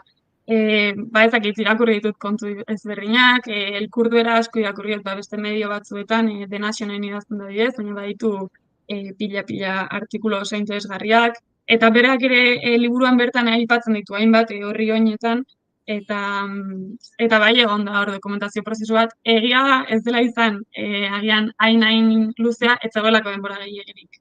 Orduan, hor jokatu dut, baneukalanik ja lehenagotik, alako informazio bat bilduta, liburuaren zati den bat ere ja irakurritan eukan bidaldi aurretik haiek, eta horrek lagundu dit, gero itzulpen prozesua azkarrago egin alizateko. Baina bai, dokumentazio prozesua oso garrantzitsua da. Hemen ere gainera badago oso afera interesgarri bat, ni bete-betean harrapatzen nagoena, dela, itzuleak ere jakingo du, baina ez da berdina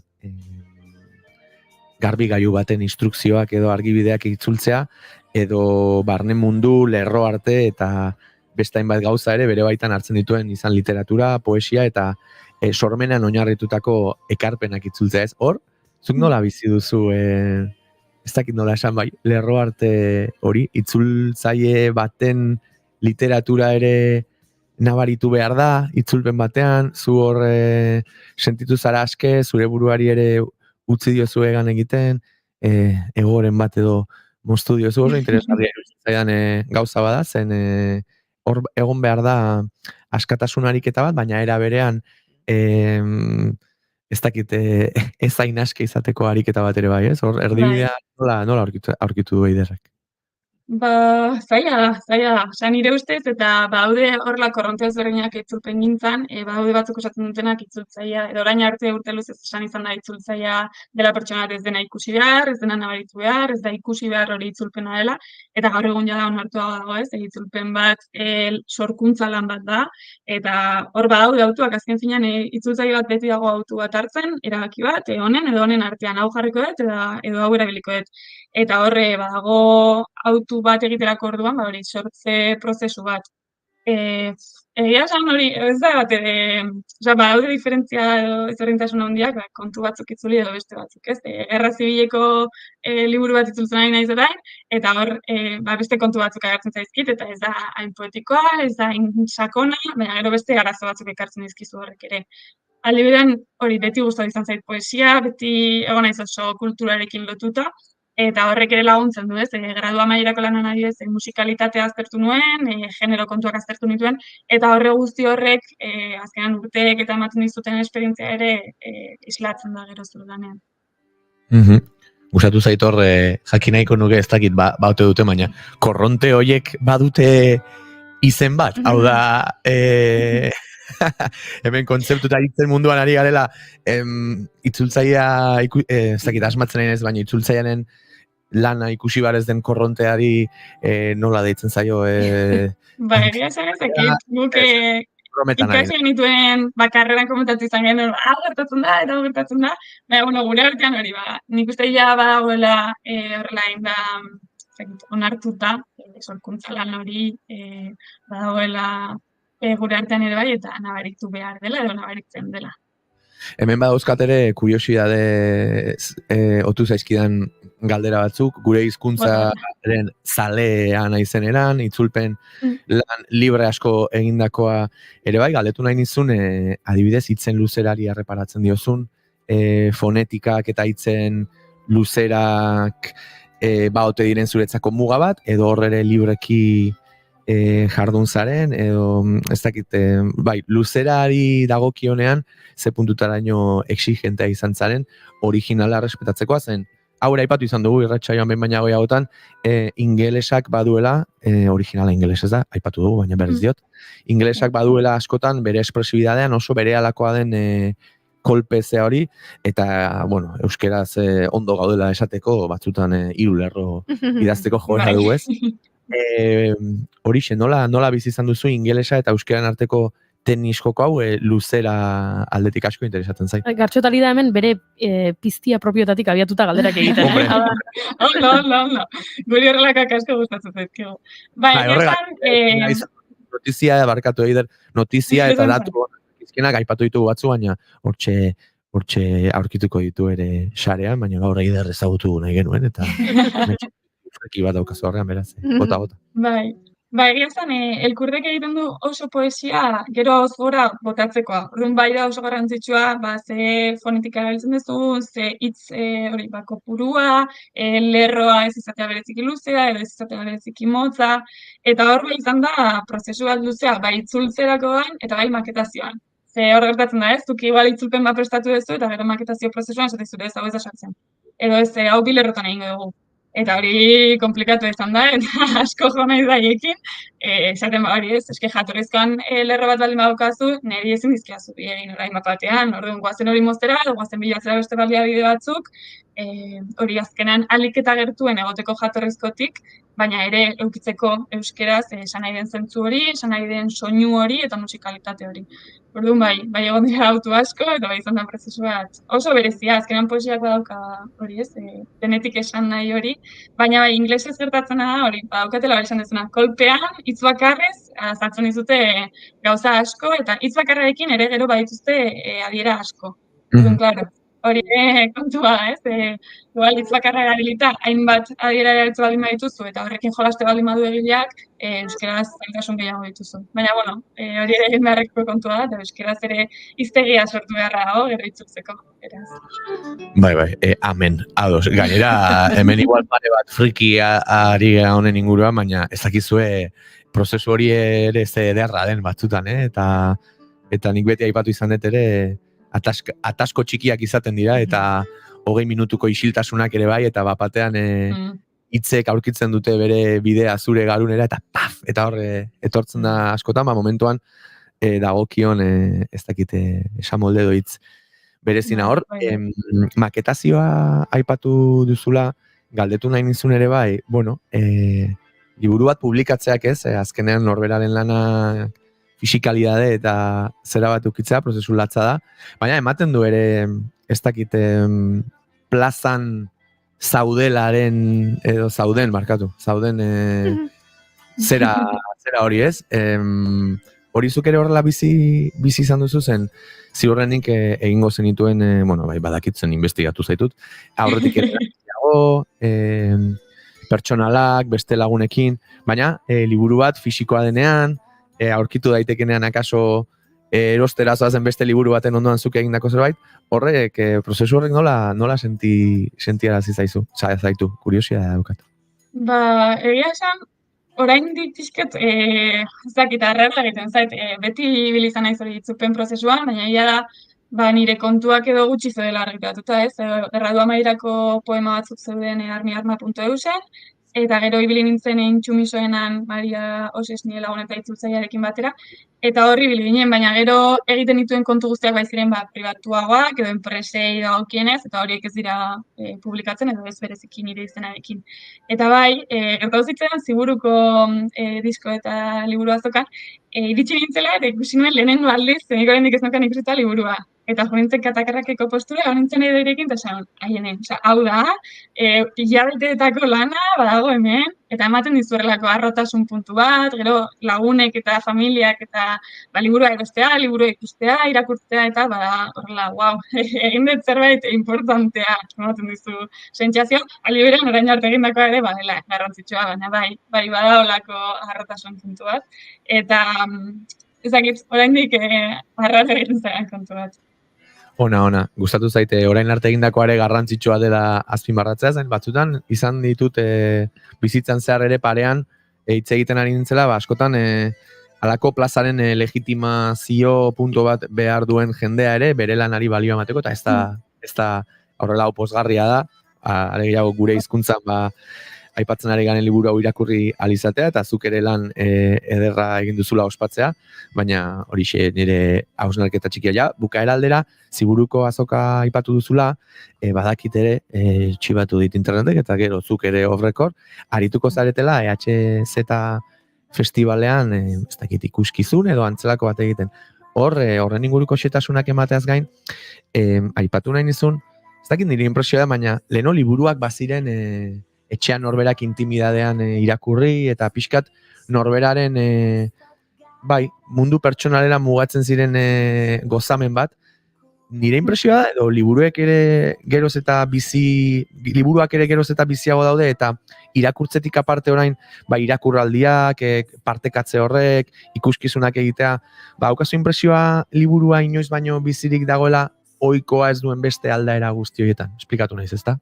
Bai, nik uste baietz, nire ustez garrantzia gehiago ematen zaio orain hori partekatzeari, lehenago ere esaten ziren, ez? Irakurri liburu hau edo egin hau, baina orain medioetan gehiago aipatzen dira, irakurle talde gehiago daudela da nire iritzia, badago horrelako mugimendu bat handiagoa. Gero nire kasuan bertan argi ikusi nuen Elkurdek hitz esanarekin jolasten duena, eta adibidez Spotifyen baditu poemetako batzuk musikatuta, eta guk ere horrelako zerbait sortu nahi genuen, azkenan liburua garrantzitsua iruditzen zaigu, baina garrantzitsua bada liburua horrek dakarren mezua, eta poema horiek esan nahi dutena, eta hori zabaltzeko nolabait, gonbidatu gintuzten EHZ-tatik, eta hori poesia errezitaldi musikatu ikuskizun bat egingo dugu, oso berezia izango dela, nire ustez, larunbatean eguerdiko 12:00 izango da, eta bai, Xalbarra Mirezekin ibiliko naiz, arke musikatu du eta horri biligera elkarrekin zehoze sortu nahian, eta poema batzuk aukeratu ditugu, horiek musikarekin, sampleekin, sinteekin eta aldatu, eta horrelako show bat edo sortzeko. Ona, ni antxe izango naiz, eta izu hemen ez dakat normalean Xalbak inguruan izaten dituen traste horiek ezagutzen dut, baina ez dakit Goiuri alden esklusiba hitza hemen asko gustatzen zaigu, eta broma zehoze irakurtzeko tartea badaukazu, egingo diguzu aste larun batean EHZ-tara bertaratzen denak ikusi ahal izango den horren lagin txiki bat entzuterik badaukagu. Zakit hemen, atzean ze musika jarriko diogu, Goiuri. Zuk aukeratutakoa ere izan daiteke Eider, nahi baduzu, ezta? Bai, Eider, eskaera berezirik? Adibidez guk erabiliko dugunetako bat, bada Clarisa Bitar, Spotifyen badazka abesti batzuk, eta bere disko bateko abestiren bat erabiliko dugu, ezakit horietako den bat izan daitekeen, bilatu ezakit. Nola ez daukagun denbora asko, Clarisa Bitar jarri, eta gertzen zaigun lehenengoa jarriko dugu, eta horrekin egingo dugu. Buldozerrak jainkoa balio gabetzen. Katea estutzen ari da, zuaitzaren gerria eta neskarena. Haragia haragiaren kontra, oliba azalaren kontra. Atzak, adarrak, intersekzioak, sustraitasunak haien ekaitzak astintzen ditu, biltzen ditu, neskaren hitz hautsi ezinetan. Ez, gara, joango. Zoazte. Tinko heltzen dio zuaitzaren enborrari, ito aurreko sentimendua. Landa, harria eta lurra, zehazkatuta. Lurperatuta daudenak eta lurrean dautzanak, kutsatutako errealitatea, sorgortutako fedea, bordatutako patuen aurrean errenditua. Nakba etengabeak. Tragedia zehazkatuta eta logelatuta. Normalizatuta doluzko goizak. Gozariko mailan, olibak, zatarra, tomateak eta pepinoa, tragedia, gaz negarreragilea eta tea. Jerusalemen, urrats bakoitza hilobi bada. Hau, maitasuna esterik etzen. Neskaen eskeletoa zuaitzarena da, sustraia josita lurrari, identitateari. Bereizketa da maitasuna esegitea, lekuei izena desitxastea, jainkoa desbaliotzea. Tiraka presioa, indartuta, neskaren gorputza darrak okupatzaileek okupatuta, amona bat deslotuz. Atzo jaiotako ostoa bezain heldua den soldaduak, arma tirokatu du, haren ondarea baino helduagoa den emakumearen aurka. 2 martiri erori dira. Martiri bat erori da. Hemen, urrats bakoitza hilobi bat da. Amona bakoitza Jerusalem bat da.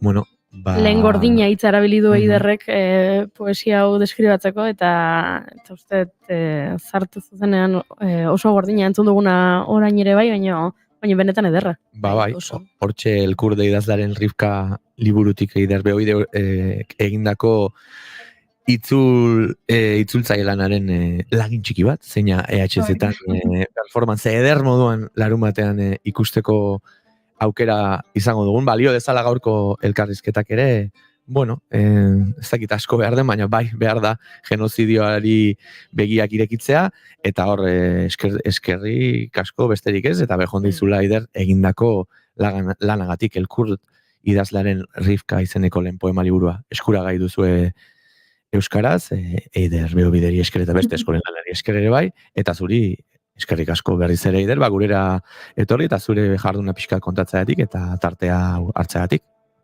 Mi esker zuek, gomea penagatik. Eskerrik asko Eider.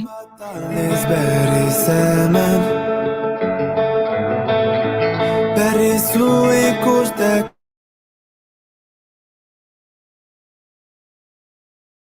bide honetan, bide gurutzeta manuzma, maiera, hasiera.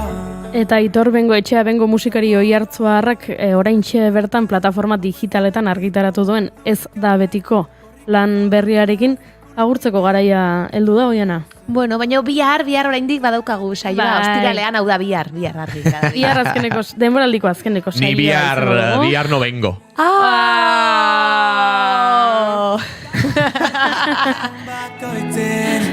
Horixe, agurtu egin behar dugula gaurko saioa, goizeko eguerdiko 12 gainean ditugulako, baina gozatu azkeneko segunduak Bengoren ez da betiko kantuarekin. Julen Adurizek eta Jera Ilizarazuk ekoiztu dute abestia, Oiartzungo lokal txiki batean eta Inaut Gazainagak nahastu du Gazain estudiotan. Beraz, gozatu. Biharamunan preso irekitzen da bilen leio honetan, burua atera nahian maiera hasiera. Ta zelantzen menpe, hau ez da betiko heldurik gabe, horrik azaudela zikulukiten, ekian bozera maie. Ta zelantzen menpe, hau ez da betiko heldurik gabe, horrik azaudela.